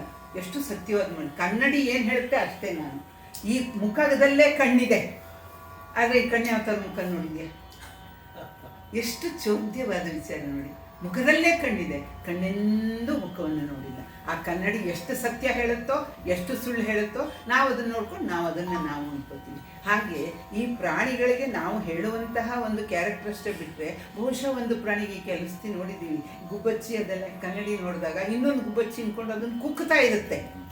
ಹೌದಾ? ಕಾಡಿನಲ್ಲೊಂದು ಕನ್ನಡಿ ಇದೆ, ಒಂದು ಪ್ರಾಣಿ ಬಂದು ಅದ್ರ ಜೊತೆ ತಾನೇ ಕಂಡ್ರೂ ಸಹಿತ ಅದು ಇದಾಗುತ್ತೆ. ಹಾಗೆ ಇಲ್ಲಿ ಏನಾಗುತ್ತೆ, ಈ ಇದು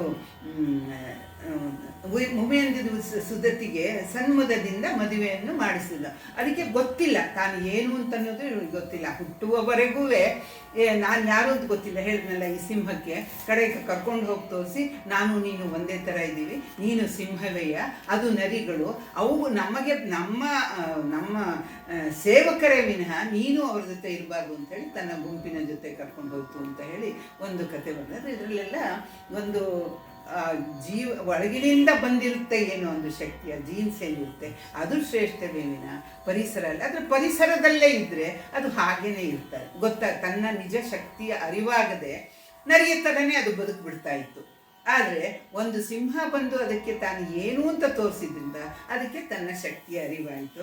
ಹಾಗೆ ಇಲ್ಲಿ ನಡುಗಣ್ಣಿಂದ ಹುಟ್ಟಿದ ಯಾವ ಒಂದು ಸ್ಥಳದಿಂದ, ಯಾವ ಸಂದರ್ಭದಲ್ಲಿ, ಯಾವ ಮನೋಭಾವದಿಂದ, ಈಗ ಈಶ್ವರ ಹುಟ್ಟಿಸುವಾಗ ನಡುಗಣ್ಣಿಂದ ಯಾರನ್ನು ಹುಟ್ಟಿಸಿಲ್ಲ, ಈ ವೀರಭದ್ರೇಶ್ವರನನ್ನು ಮಾತ್ರ ಹುಟ್ಟಿಸಿರೋದು.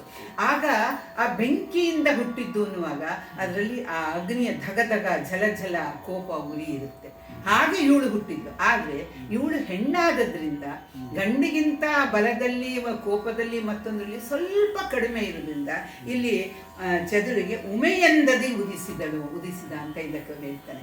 ಉಮೆ ಇವಳು ಉಮಾ ಅಂತ ಅನ್ನೋದು ನಿಲ್ಲೊಂದು ಕಡೆ ಇದು ಸರಿಯಲ್ಲ ಒಂದು ಪ್ರಯೋಗ ಅಂತ ನನಗೆ ಅನಿಸುತ್ತೆ.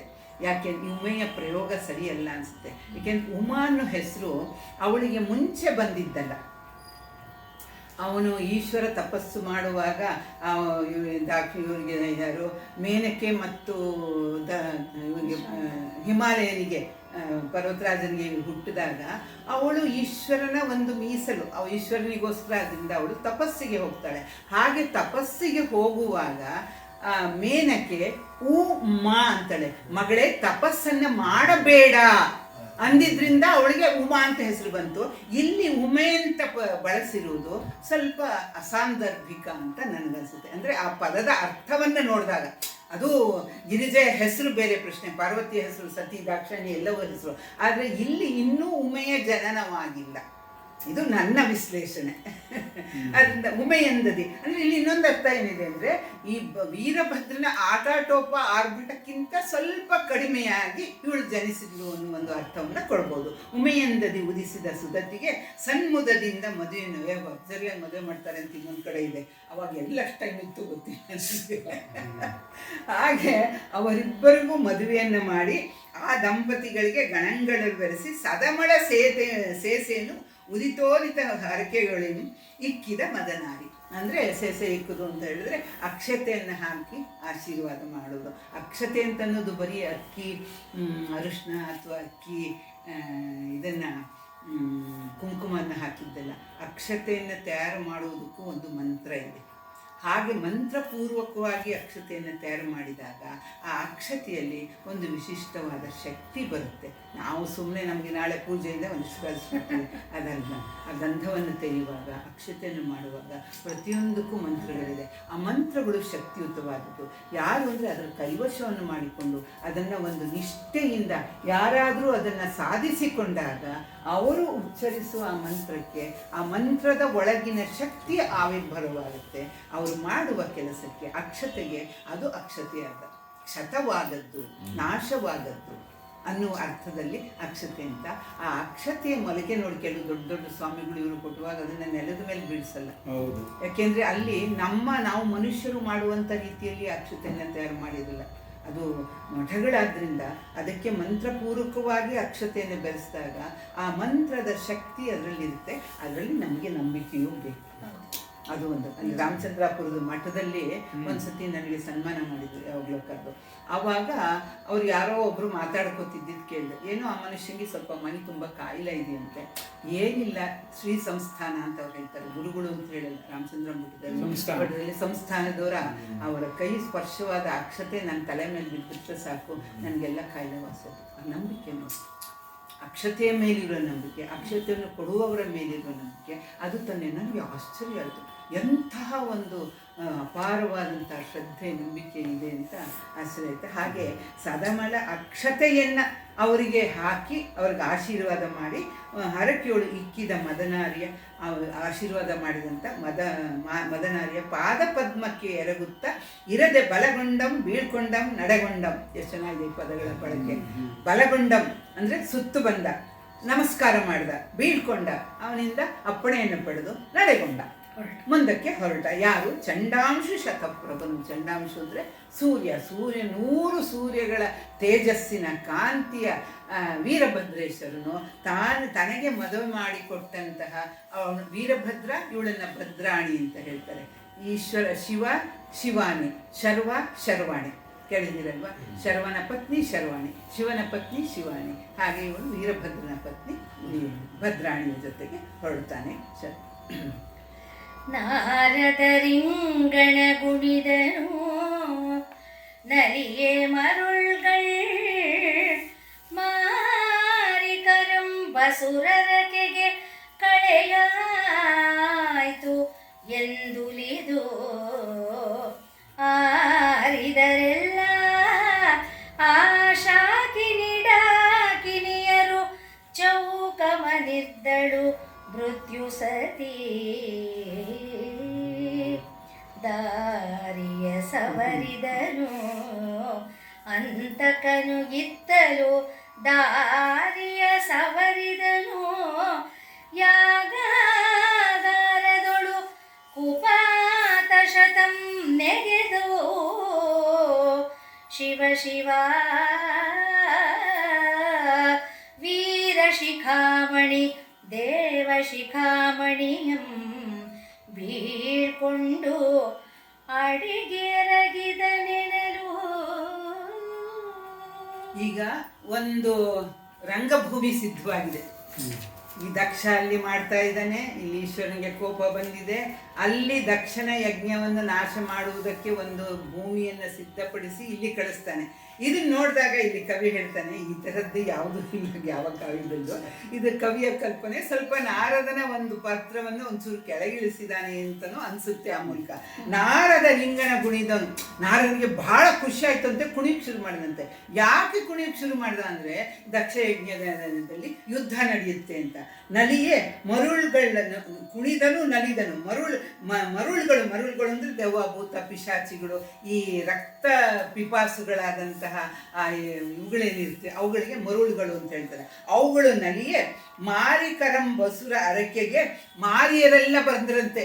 ಯಾಕೆಂದರೆ ಯುದ್ಧ ಅಂತನ್ನುವಾಗ ಅಲ್ಲಿ ಭೂತ ಪ್ರೇತ ಪಿಶಾಚಿಗಳು ಮಾರಿ ಮಸಣಿಯರು ಇವರೆಲ್ಲ ಆ ಯುದ್ಧಕ್ಕೆ, ರಕ್ತಪಾತಕ್ಕೆ, ಕೊಲೆಗೆ, ಆಮೇಲೆ ಈ ಗಡು ಮಾಂಸಗಳನ್ನ ತಿನ್ನುವುದಕ್ಕೆ ಸಂಬಂಧಪಟ್ಟಂಥವ್ರು. ಹೌದು ತಾನೆ? ಅದರಿಂದ ಮಾರಿಕರಂ ಬಸುರರಕೆಗೆ ಕಳೆಯಾಯ್ತೆಂದು ಉಳಿದರು ಎಲ್ಲ ಶಾಕಿನಿ ಡಾಕಿನಿಯರು. ಶಾಕಿನಿ ಡಾಕಿನಿಯರು ಅಂದರೆ ಅವರು ಎಲ್ಲ ರಕ್ತ ಪಿಪಾಸುಗಳಾದಂತಹ ಭೂತ ಪ್ರೇತಗಳ ಜೊತೆ ಇರುವಂತಹ ಒಂದು ನೀಚ ಶಕ್ತಿ ದೇವತೆಗಳು. ಅವ್ರಿಗೂ ಎಲ್ಲ ತುಂಬ ಖುಷಿ ಆಯ್ತಂತೆ. ಇಲ್ಲಿ ಇನ್ನೊಂದು ಏನು ಹೇಳ್ತಾನೆ ಅಂತಂದರೆ ಕವಿ, ಡಾಕಿನಿಯರು ಚೌಕಮಂ ನಿರ್ದಳು ಮೃತ್ಯು ಸತಿ, ಮೃತ್ಯುವಿನ ಪತ್ನಿಯಾದಂಥ ಅವಳು ಮೃತ್ಯು ದೇವತೆ. ಅವಳಿಗೂ ಖುಷಿ ಆಯ್ತಂತೆ. ಯಾಕೆಂದರೆ ಆ ಮೃತ್ಯು ಅಂತನ್ನೋದು ಆದಾಗ ಇವರಿಗೆಲ್ಲ ಅದು ಸುಪರ್ದಿಗೆ ಹೋಗುತ್ತೆ, ಆ ಜೀವಿಗಳೆಲ್ಲ, ಆ ಸತ್ತವರೆಲ್ಲ, ಹೆಣಗಳೆಲ್ಲ. ಆಮೇಲೆ ದಾರಿಯ ಸವರಿದನ ಅಂತಕನು ಇತ್ತಳು. ತನ್ನ ಯಮಲೋಕದ ದಾರಿಯನ್ನು ಸರಿ ಮಾಡ್ತಾನಂತೆ. ಏಳು ಬಿಡು ಇದೆ, ಯಾಕೆಂದರೆ ತುಂಬ ಜನ ಬರ್ತಾ ಇದ್ದಾರೆ. ಯಮಲೋಕಕ್ಕೆ ತುಂಬ ಜನರು ಆಗಮನ ಆಗುತ್ತೆ. ಆ ನೂಕು ನುಗ್ಗಲಿನಲ್ಲಿ ಅವರಿಗೆ ಸಲೀಸಾಗಿ ಬರೋದಕ್ಕೆ ರಸ್ತೆ ಸರಿ ಹೋಗಬೇಕು ಅಂತಲೇ ಕವಿಯ ಕಲ್ಪನೆ ಆಗಿದೆ. ಅದರಿಂದ ದಾರಿಯ ಸವರಿದನ ಅಂತಕನು ಇತ್ತಲು ಯಾಗಾಗಾರದಳು ಕುಪಾತ ಶತಕಂ ನೆಗೆದವು. ಇಲ್ಲಿ ಯಾವಾಗಲೂ ನಮ್ಮಲ್ಲಿ ಈ ಅಪಶಕುನ, ದುಶ್ಶಕುನ, ಶುಭಶಕುನ ಅನ್ನೋದು ನಮ್ಮ ಎಲ್ಲ ಕಾವ್ಯಗಳಲ್ಲೂ ಬರುತ್ತೆ. ಆಮೇಲೆ ಶಕುನಶಾಸ್ತ್ರ ಅಂತ ಅನ್ನೋದೇ ಒಂದಿದೆ ಗೊತ್ತಾ ನಿಮಗೆ? ಶಕುನಶಾಸ್ತ್ರ ಅಂತ ಅನ್ನೋದೇ ಒಂದು ಪುಸ್ತಕದಲ್ಲಿದೆ. ಅದರಲ್ಲಿ ಎಡಗಣ್ಣದಿದ್ರೆ ಬಲಗಣ್ಣದಿದ್ರೆ ಇದಾದ್ರೆ ಭುಜಸ್ಪಾಲನೆ ಆದ್ರೆ ಬೆಕ್ಕಡ್ಡ ಬಂದ್ರೆ ಹಲ್ಲಿ ಬಿದ್ರೆ ಹಲ್ಲಿ ಲೊಚ್ಚಗುಟ್ಟಿದ್ರೆ ಯಾವ ಕಡೆಯಿಂದ ಲೊಚ್ಚಗುಟ್ಟಿದ್ರೆ ಒಂದ್ಸತಿ ಎಲ್ಲೋ ತಗೊಂಡು ಹೋಗಿದ್ದೆ ನಾನಮ್ಮ. ಆ ಮೂಢನಂಬಿಕೆಗಳನ್ನ ಇಷ್ಟು ಒತ್ತು ಕೊಟ್ಟು ಅದನ್ನ ನಾವು ನಂಬೋರಿಗೆ ಬಹಳ ಖುಷಿ ಆಗುತ್ತೆ. ಎಷ್ಟು ಇದೆ ಅಂತಂದ್ರೆ ಆಮೇಲೆ ಇದೆ ಅಂತದ್ದು ನರಿಗಳು ಊಳಿಟ್ಟವು, ಆಕಾಶದಿಂದ ರಕ್ತ ಮಾಂಸ ಸುರಿತು, ಸೂರ್ಯಚಂದ್ರರು ಕಣ್ಣೀರಿಟ್ರು, ಈ ತರ ಉದ್ದಕ್ಕೆ ಬರುತ್ತೆ. ಬಾಣಗಳೆಲ್ಲ ಮುರಿದು ಹೋದ್ವು, ಕುದುರೆಗಳು ಮುಗ್ಗರಿಸಿದ್ವು, ಇವೆಲ್ಲ ಅದು ಈ ಥರದ್ದು ಯಾವುದೂ ಕಾಣಲ್ಲ. ಆದರೆ ಒಂದು ಕಾವ್ಯಕ್ಕೆ ಒಂದು ರಂಜನೆಯನ್ನು ಕೊಡುವುದಕ್ಕೋಸ್ಕರ, ಆಮೇಲೆ ಕೆಟ್ಟದನ್ನು ಮಾಡ್ತಾ ಇರುವವರಿಗೆ ಎಚ್ಚರಿಸುವುದಕ್ಕೋಸ್ಕರ, ಅಥವಾ ಕಾವ್ಯದ ಮೂಲಕ ಎಚ್ಚರಿಸುವುದು ಅಂತ ಹೇಳ್ಬೋದು. ಅಥವಾ ಕೆಲವು ಶಕುನಗಳು ಆ ಕಾಲದಲ್ಲಿ ಆಗ್ತಿತ್ತೇನೋ, ಆದರೆ ಅದ್ರ ಜೊತೆಗೆ ಇನ್ನೊಂದಿಷ್ಟು ವ್ಯಂಜನಗಳನ್ನು ಸೇರಿಸಿ ಜಾಸ್ತಿ ಶಕುನಗಳನ್ನು ಮಾಡಿದ್ದಾರೆ. ಅದರಿಂದ ಕುಪಾತ ಶತಕಗಳು ಅಂದರೆ ಈ ಅಪಶಕುನಗಳು ಸಿಕ್ಕಾಬಟ್ಟೆ ಆದಾಗ ಇಲ್ಲಿ ಶಿವ ಇದು ಕವಿಯ ಉದ್ಗಾರ, ವೀರ ಶಿಖಾಮಣಿ ದೇವ ಶಿಖಾಮಣಿ ಎಂದು ಬೀಳ್ಕೊಂಡನು. ಆ ಒಂದೇ ಪದದ ಒಂದು ವೈಭವ ನೋಡಿ. ಇವನು ವೀರ ಶಿಖಾಮಣಿ ಯಾರು? ವೀರಭದ್ರ. ಈಗ ತನ್ನ ಪತ್ನಿಯ ಜೊತೆ ಸೇರಿ, ಈಗ ಸೌಂದರ್ಯಲಹರಿಯಲ್ಲಿ ಶಂಕರಾಚಾರ್ಯ ಹೇಳ್ತಾರೆ, ಆ ದೇವಿಯ ಸ್ತುತಿಯನ್ನು ಮಾಡ್ತಾ, ಶಿವನ ಶಕ್ತಿಯೇ ಸತಿ ದೇವಿ, ವಿಷ್ಣುವಿನ ಶಕ್ತಿ ಲಕ್ಷ್ಮಿ. ಯಾಕೆಂದರೆ ಶಕ್ತಿ ಅಂತ ಅನ್ನೋದು ಒಂದು ಎನರ್ಜಿ, ಹೌದು ತಾನೆ? ಶಕ್ತಿ ಅನ್ನೋದಕ್ಕೆ ನಾವು ಇಂಗ್ಲಿಷ್ನಲ್ಲಿ ಹೇಳೋದಿದ್ರೆ ಅದು ಎನರ್ಜಿ. ಅಲ್ಲ, ಪಾಸಿಟಿವ್ ನೆಗೆಟಿವ್ ಅಲ್ಲ, ಅದರಲ್ಲಿ ಸರಿ. ಪಾಸಿಟಿವ್ ನೆಗೆಟಿವ್ ಹತ್ರ ಇದ್ರು ಎಲೆಕ್ಟ್ರಿಕ್ ಎನರ್ಜಿ. ಆದ್ರೆ ಇಲ್ಲಿ ಇದು ನೆಗೆಟಿವ್ ಯಾವುದು ಅಲ್ಲ ಇಲ್ಲಿ. ಅಲ್ಲ, ಎನರ್ಜಿನಲ್ಲಿ ಇಲ್ಲಿ ಏನಾಗುತ್ತೆ ಅಂತಂದ್ರೆ, ಈಗ ಹೆಂಡತಿಯೊಬ್ಬಳು ಮನೆಯೊಳಗಿದ್ದರೆ ನನಗದು ಕೋಟಿ ರೂಪಾಯಿ, ಹೆಂಡತಿ ಒಬ್ಬಳು ಹತ್ತಿರವಿದ್ದರೆ ನಾನು ಒಬ್ಬ ಸಿಪಾಯಿ. ಈ ಇದನ್ನ ಕೇಳಿರಬಹುದು ನೀವು. ಅಂದ್ರೆ ಹೆಂಡತಿ ಇದ್ರೆ ಮಾತ್ರ ಇವನಿಗೆ ಒಳಗಿನ ಶಕ್ತಿ ಬರುತ್ತೆ. ಯಾಕೆಂದ್ರೆ ಪತಿ ಪತ್ನಿಯರ ಸಂಬಂಧ ಅನ್ನೋದು ಅಷ್ಟು ವಿಶೇಷವಾದದ್ದು. ಅದಕ್ಕೆ ಇಲ್ಲಿ ಇವಳು ಬಂದಿದ್ದಾಳೆ, ಭದ್ರಾಣಿ ಜೊತೆಯಲ್ಲಿ ಸೇರಿದ್ದಾಳೆ.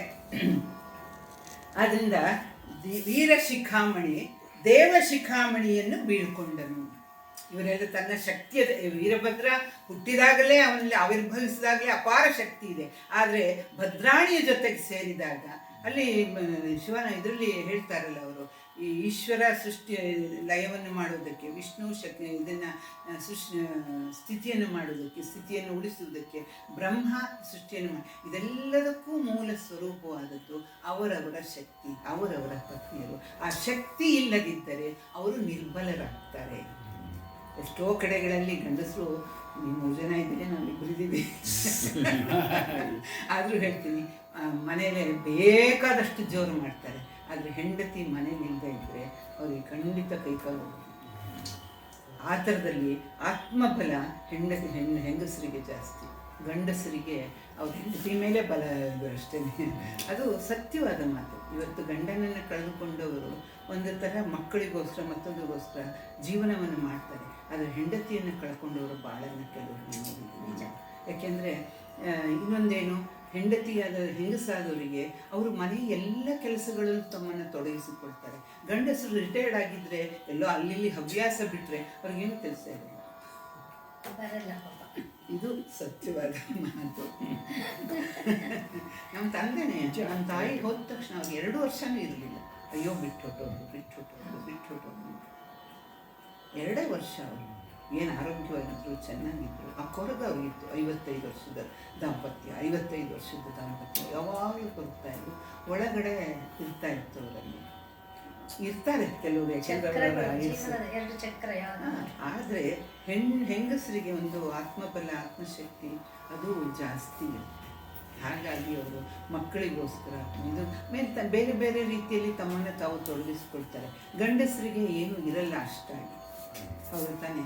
ಯಾಕೆಂದರೆ ಅವ್ರಿಗೆ ಕೆಲಸದಿಂದ ಇದು ರಿಟೈರ್ಡ್ ಆಯಿತು ಅಂದರೆ ರಿಟೈರ್ಡ್ ಆಗಿ. ಆದರೆ ಹೆಂಗಸರಿ ವಸತಿ ಏನಾಯಿತು ಗೊತ್ತು ತಮಾಷೆ, ನನ್ನ ತಂದೆ ಮನೇಲಿ ಇರ್ತಾಯಿದ್ರು. ನಾನು ನನ್ನ 2ನೇ ಮಗನ ಬಾಣಂತನಕ್ಕೆ ದಾವಣಗೆರೆಗೆ ಬಂದಿದ್ದೆ. ನನ್ನ ದೊಡ್ಡವನು ಚಿಕ್ಕವನು 2.5 ವರ್ಷದಲ್ಲ. ಆಮೇಲೆ ಅಜ್ಜ ನೀವು ಯಾಕೆ ನೀವು ಆಫೀಸಿಗೆ ಹೋಗಲ್ಲ ಅಂತ ಕೇಳ್ದೆ. ಆಗ ನಮ್ಮ ತಂದೆ ಅಂದರು ನನಗೆ ರಿಟೈರ್ಡ್ ಆಗಿದೆಯಪ್ಪ ಅಂತ. ಏನು ರಿಟೈರ್ ಅಂದರೆ ಅಂತ, ಈಗ ನಾನು ಇಷ್ಟು ವರ್ಷ ಕೆಲಸ ಮಾಡಿದೆ, ನಿಮ್ಗೆ ಸಾಕಷ್ಟು ಇದಾಯಿತು, ಹೋಗು ಇನ್ನು ಆರಾಮಾಗಿ, ನೀನೇನು ಕೆಲಸ ಮಾಡಬೇಡ, ರೆಸ್ಟ್ ತಗೋ ಅಂತ ಹೇಳಿದ್ರು ಅಂತ. ಹಾಗಾಗಿ ನೀವು ಇನ್ಮೇಲೆ ಏನೂ ಕೆಲಸ ಮಾಡಲ್ವಾ ಅಂದ. ಇಲ್ಲ ಅಂದರು. ಆಮೇಲೆ ನಮ್ಮ ಅಪ್ಪಂಗೂ ರಿಟೈರ್ಡ್ ಆಗುತ್ತಾ ಅಂದ. ಹ್ಞೂ ಕಣಪ್ಪ, ನನ್ನ ಸ್ಟೇಜಾದಾಗ ರಿಟೈರ್ಡ್ ಆಗ್ತೀನಿ. ಸೀದಾ ನಮ್ಮ ಅಮ್ಮನ ಹತ್ರ ಹೋದ. ಅಜ್ಜಿ ನಿಂಗೆ ಯಾವಾಗ ರಿಟೈರ್ ಆಗುತ್ತೆ? ನಮ್ಮಮ್ಮ ಹೇಳಿದ್ರು ಒಂದೇ ಸಲ ಕಣಪ್ಪ. ಅವರು ನಮ್ಮಪ್ಪನ ಇದಾದರೂ ಅವಳು ಅಡುಗೆ ಆಗಲಿ ಒಂದೇ ಸಲ ಕೆಲಸ ಮಾಡೋರು, ಮಕ್ಕಳು ನೋಡ್ಕೊಡೋರು, ಮೊಮ್ಮಕ್ಕಳು ನೋಡ್ಕೊಳ್ಳೋರು. ನಂಗೆ ಒಂದೇ ಸಲ ಕಣಪ್ಪ ಅಂದರು. ಯಾವಾಗ ಅಂದ. ಇರಲಿ ಬಿಡು ನಿಂಗೆ ಆಮೇಲೆ.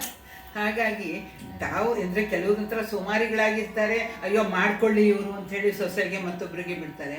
ಆದರೆ ಒಂದು ತಾವು ಚಟುವಟಿಕೆಯಾಗಿರಬೇಕು, ಆರೋಗ್ಯವಾಗಿರಬೇಕು ಅನ್ನೋಂಥ ಪ್ರತಿಯೊಬ್ಬರ ಹೆಂಗಸರು ಕಡೆಯವರೆಗೂ ನಾನು ಕೆಲಸ ಮಾಡ್ಕೊಂಡಿರ್ಬೇಕು ಅಂತಾರೆ. ಆ ಒಂದು ದೈಹಿಕವಾದ ಮಾನಸಿಕವಾಗಿ ಒಂದು ತಮ್ಮನ್ನು ತಾವು ತೊಡಗಿಸಿಕೊಂಡಿರುವುದು ಅವರ ಆಯುಸ್ಸಿಗೂ ಆರೋಗ್ಯಕ್ಕೂ ಒಳ್ಳೆಯದು. ಈ ಥರ ಕೆಲಸವನ್ನು ಯಾರು ಮಾಡ್ತಾರೋ, ಪುರುಷರಾಗಲಿ ಇವರಾಗಲಿ, ಅವಾಗ ಅವ್ರ ಬಾಯಿಲ್ಲ ಅಯ್ಯೋ ನಂಗೆ ವಯಸ್ಸಾಯಿತು ಅಂತ ಮಾತು ಬರಲ್ಲ.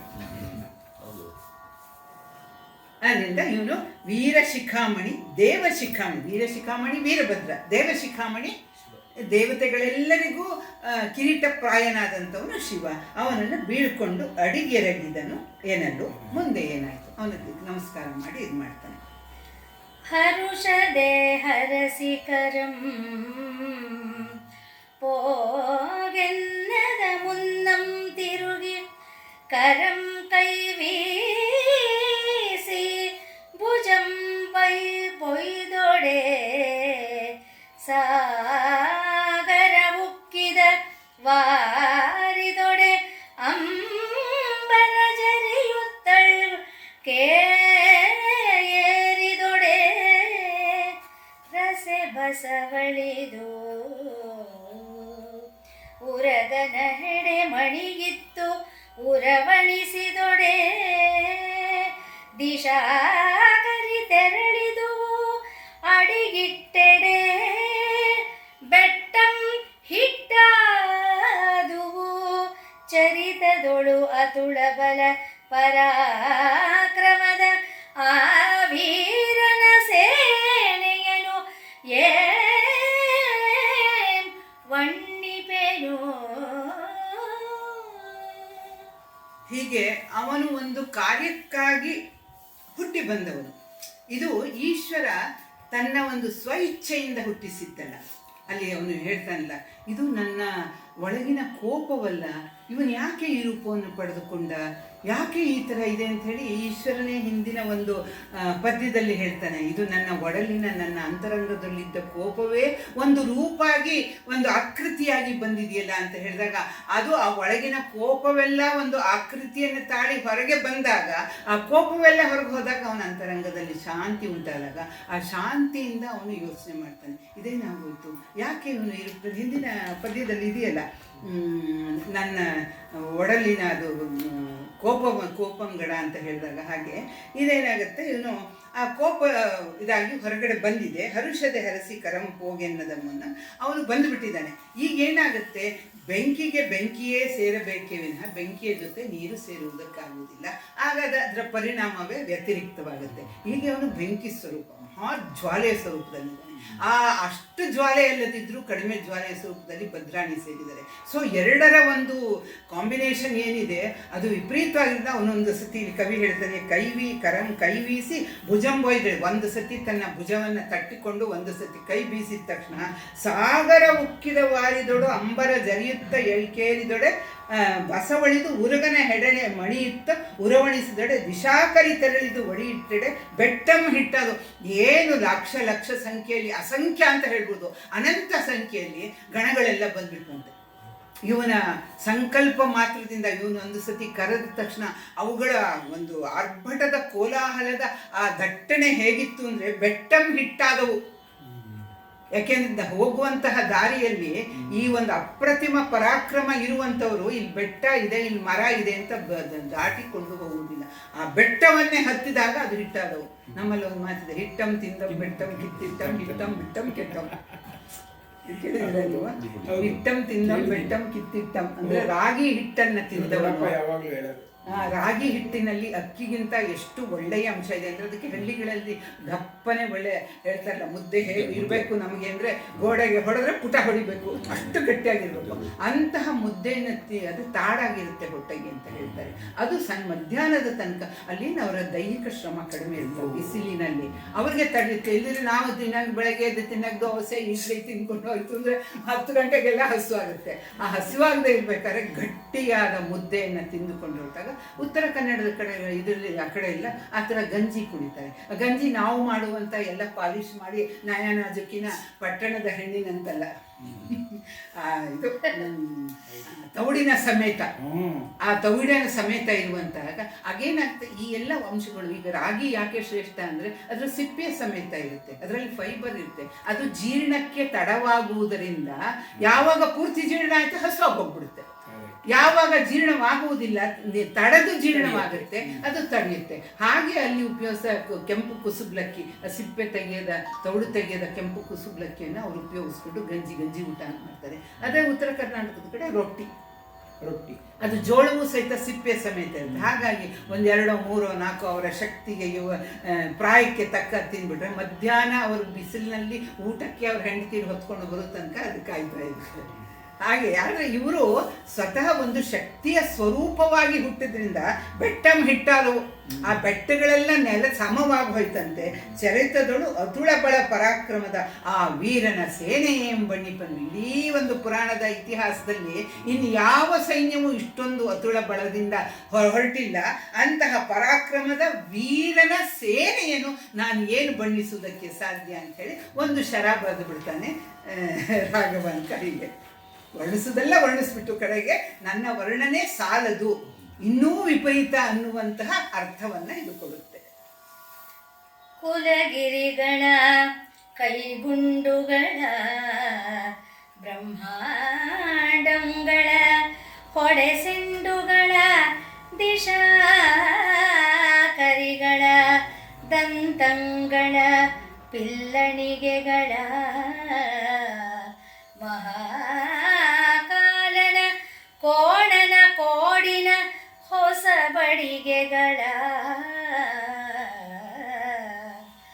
ಕುಳಿಕನ ಕಟ್ಟಣಿಗೆಯ ಶಶಿರವಿಗಳ ತಾಳಂಗಳ ಧರೆ ಗಗನಂಗಳ ಪಲ್ಲಟಿಸುವ ಬಲಯುತ ಬಲದಿಂ ಗಣಕುಲ ನಡೆದುದು ವೀರೇಶನ ಕೆಳಬಲದಲ್ಲಿ ಜಗದಗಲದೊಳು ಬಲಯುತ ಬಲದಿಂ ಗಣಕುಲ ನಡೆದುದು. ಕುಲಗಿರಿಗಳು ನೆನ್ನೆ ಹೇಳ್ತಾ ಇದ್ದೆ, 7 ಅಥವಾ 8 ಗಿರಿಗಳು ಹೇಳ್ತಾರೆ. ಆ ಹೆಸರುಗಳು ನೆನ್ನೆ ಹೇಳ್ತಾ ಇದ್ದೆ, ಇವತ್ತು ನನಗೆ ಮತ್ತೊಂದೇ ಸಿಕ್ಕಿದ್ರೆ ಹೇಳ್ತೀನಿ ನಾನು. ಆ ಕುಲಗಿರಿಗಳನ್ನೇ ಕೈಗೊಂಡುಗಳನ್ನಾಗಿ ಅಂದರೆ ವರ್ಣನೆಯ ಒಂದು ಭೂಮತೆ ಹೇಗೆ ಇರುತ್ತೆ ಅಂದರೆ ಖಂಡಿತ ಕುಲಗಿರಿಗಳನ್ನ ಮಾಡಿರಲಿಲ್ಲ. ಆದರೆ ಆ ಥರ ಒಂದು ಅದ್ಭುತ ಚಿತ್ರದ ಕಲ್ಪನೆ ಕೊಟ್ಟಾಗ ನಮ್ಮಲ್ಲಿ ಆಹಾ ಎಂತಹ ವರ್ಣನೆ. ಈಗ ನೋಡಿ, ಅದ್ಭುತವಾದದ್ದಕ್ಕೆ ನಾವು ಆಹಾ ಅಂತ ಪ್ರತಿಕ್ರಿಯಿಸ್ತೀವಿ, ಸಣ್ಣದಕ್ಕೆ ಇವು ಎಷ್ಟು ಚೆನ್ನಾಗಿದೆ. ಈ ಭಾವನೆಯ ವ್ಯತ್ಯಾಸ ನೀವು ಇದು ಮಾಡಿರ್ಬೋದು. ಒಂದು ಹುಲ್ಲಿನ ನಡುವೆ ಒಂದು ಹೂವನ್ನು ನೋಡಿದಾಗ, ಅಥವಾ ಅಲ್ಲೆಲ್ಲಾದರೂ ಒಂದು ಸಣ್ಣ ಕೀಟ ಬಣ್ಣ ಇವು ಎಷ್ಟು ಚೆನ್ನಾಗಿದೆ, ಎಷ್ಟು ಪುಟ್ಟಾಗಿದೆ ಅಂತೀವಿ. ಅದೇ ದೊಡ್ಡದೇ ಏನು ಅದ್ಭುತವಾಗಿದೆ. ಇದು ನಮ್ಮ ವ್ಯಕ್ತಪಡಿಸುವ ರೀತಿಯಲ್ಲೂ ಸಹಿತ ಆ ಅದ್ಭುತದ ಭೂಮದ ಭಾವನೆಗೂ ಒಂದು ಸಣ್ಣದಕ್ಕೂ ಆ ವ್ಯತ್ಯಾಸ ಒಂದು ನಿಖರವಾಗಿ ಕಾಣುತ್ತೆ. ಹಾಗೆ ಕುಲಗಿರಿಗಳ ಈ ಥರ ಈ ವರ್ಣನೆಗಳಿಂದ ಆ ವೀರಭದ್ರನ ಮಹಿಮೆಯನ್ನು, ಶೌರ್ಯವನ್ನು, ವೀರ್ಯವನ್ನು ಹೆಚ್ಚು ಹೆಚ್ಚು ಒಂದು ಪ್ರಭಾವಶಾಲಿಯಾಗಿ ಪ್ರಭಾವಶಾಲಿಯಾಗಿ ಕಟ್ಟಿಕೊಡುವಂತಹ ಒಂದು ಕಾವ್ಯದ ರೀತಿ, ಅಂದರೆ ಯಶಸ್ವಿ ರೀತಿ. ಕುಲಗಿರಿಗಳನ್ನೇ ಕೈಗುಂಡುಗಳನ್ನಾಗಿ ಮಾಡ್ಕೊಂಡಿದ್ದಾನೆ. ಬ್ರಹ್ಮಾಂಡಗಳ ಹೊಡೆಸೆಂಡುಗಳು ಅಂದರೆ ಈ ಚಂಡ ಹೊಡೆದು ಬ್ರಹ್ಮಾಂಡಗಳು ಎಷ್ಟೊಂದು ಅನಂತ ಬ್ರಹ್ಮಾಂಡಗಳು ಅಂತ ಹೇಳ್ತಾರೆ. ಅವು ಎಲ್ಲಿದೆ ಅಂತ ಗೊತ್ತಿಲ್ಲ. ಈ ಇದರಲ್ಲೂ ಹೇಳ್ತಾರೆ, ನಮ್ಮಲ್ಲಿ ಈ ಋಷಿಗಳು ಇದನ್ನೆಲ್ಲ ಆಮೇಲಿನವರು ಅಸ್ಟ್ರಾನಮಿಯವರು ಅವರು ಒಂಥರ ತಮ್ಮ ಪ್ರಾಪರ್ಟಿನ ಥರ ಮಾಡ್ಕೊಂಡ್ಬಿಟ್ಟು ಇದು ಹೀಗಿದೆ ಹಾಗೆ ಅಂತ. ಆದರೆ ನಮ್ಮಲ್ಲಿ ನಮ್ಮ ಪುರಾಣಗಳಲ್ಲೇ ಅನಂತ ಕೋಟಿ ಬ್ರಹ್ಮಾಂಡ ಅಂತ ಹೇಳ್ತಾರೆ. ಅದನ್ನ ಈಗ ನಾಸಾದವರು ಹೇಳ್ತಾರೆ ಲೆಕ್ಕಕ್ಕೆ ಸಿಗದಷ್ಟು ಅಂತ. ಯಾವುದಿದು? ಅನಂತ ಕೋಟಿ ಬ್ರಹ್ಮಾಂಡವೇ. ಅದು ಹೇಗೆ ಗೊತ್ತಾಯ್ತು?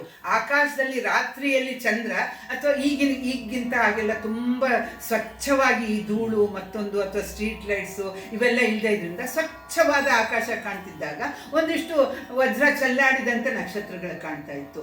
ಆಮೇಲೆ ಈ ಗ್ರಹಗಳು ಇವೆಲ್ಲ ಚಲನೆ ಇಲ್ಲ ಅಂದಾಗ ಅದು ಗ್ರಹಣ. ಆದರೆ ಅದರ ಆಚೆಗಿನ ಬ್ರಹ್ಮಾಂಡ ಅವರಿಗೆ ಕಾಣ್ತಾ ಇತ್ತ? ಕಾಣಕ್ಕೆ ಸಾಧ್ಯವ? ಯಾವ ಟೆಲಿಸ್ಕೋಪ್ ಇತ್ತು?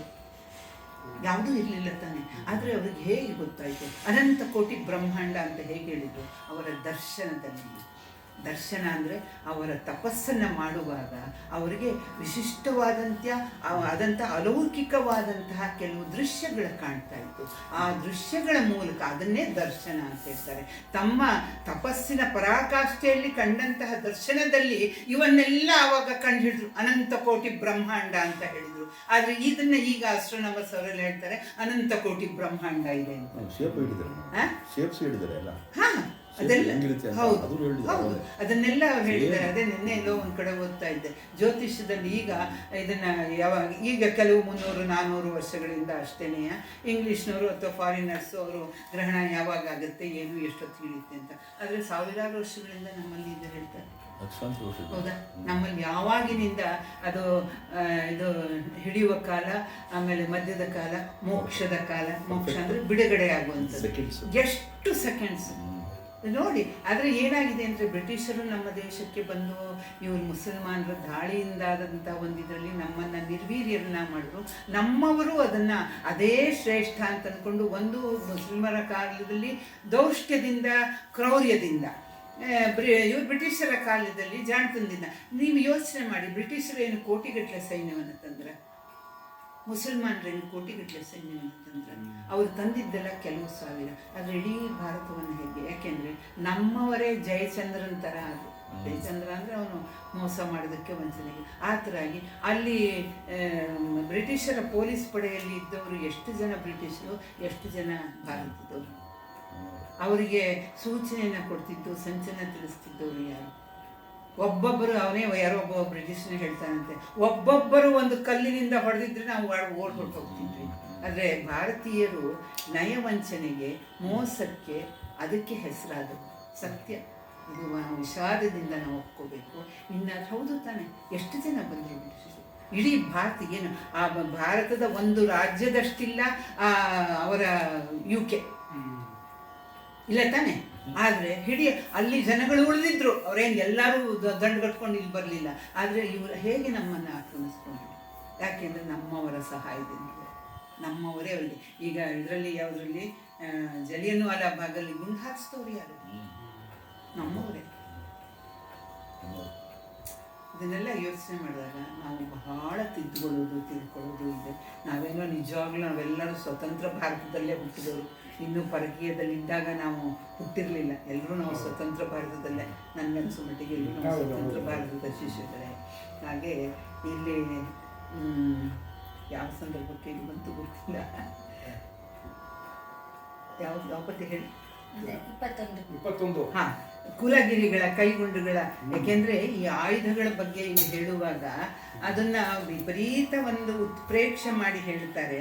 ಆದರೆ ಈ ಉತ್ಪ್ರೇಕ್ಷೆ ಮಾಡಿ ಹೇಳೋದ್ರಿಂದ ನಮಗೆ ಖುಷಿಯನ್ನು ಕೊಡುತ್ತೆ. ಆ ಒಂದು ಒಂದು ಗುಂಡುಗಳ ಅಂತ ಹೇಳಿದ್ರೆ ಅದಕ್ಕೆ ನನಗೆ ಬಂತು, ಆ ಒಂದು ಓದಿದ್ದು ಬಂತು. ಒಂದೊಂದು ಕಲ್ಲು ದಪ್ಪ ಕಲ್ಲು ತೊಗೊಂಡು ನಮ್ಮನ್ನು ಹೊಡೆದಿದ್ರು ನಾವು ಎಷ್ಟು ನಮ್ಮ ಹತ್ರ ಏನು ಅಸಂಖ್ಯವಾಗಿ ಅನಂತವಾಗಿ ಅವ್ರ ಹತ್ರ ಪಿಸ್ತೂಲ್ ಏನಿರಲಿಲ್ಲ, ಅಥವಾ ಪಿಸ್ತೂಲಲ್ಲಿ ಗುಂಡುಗಳಿರಲಿಲ್ಲ.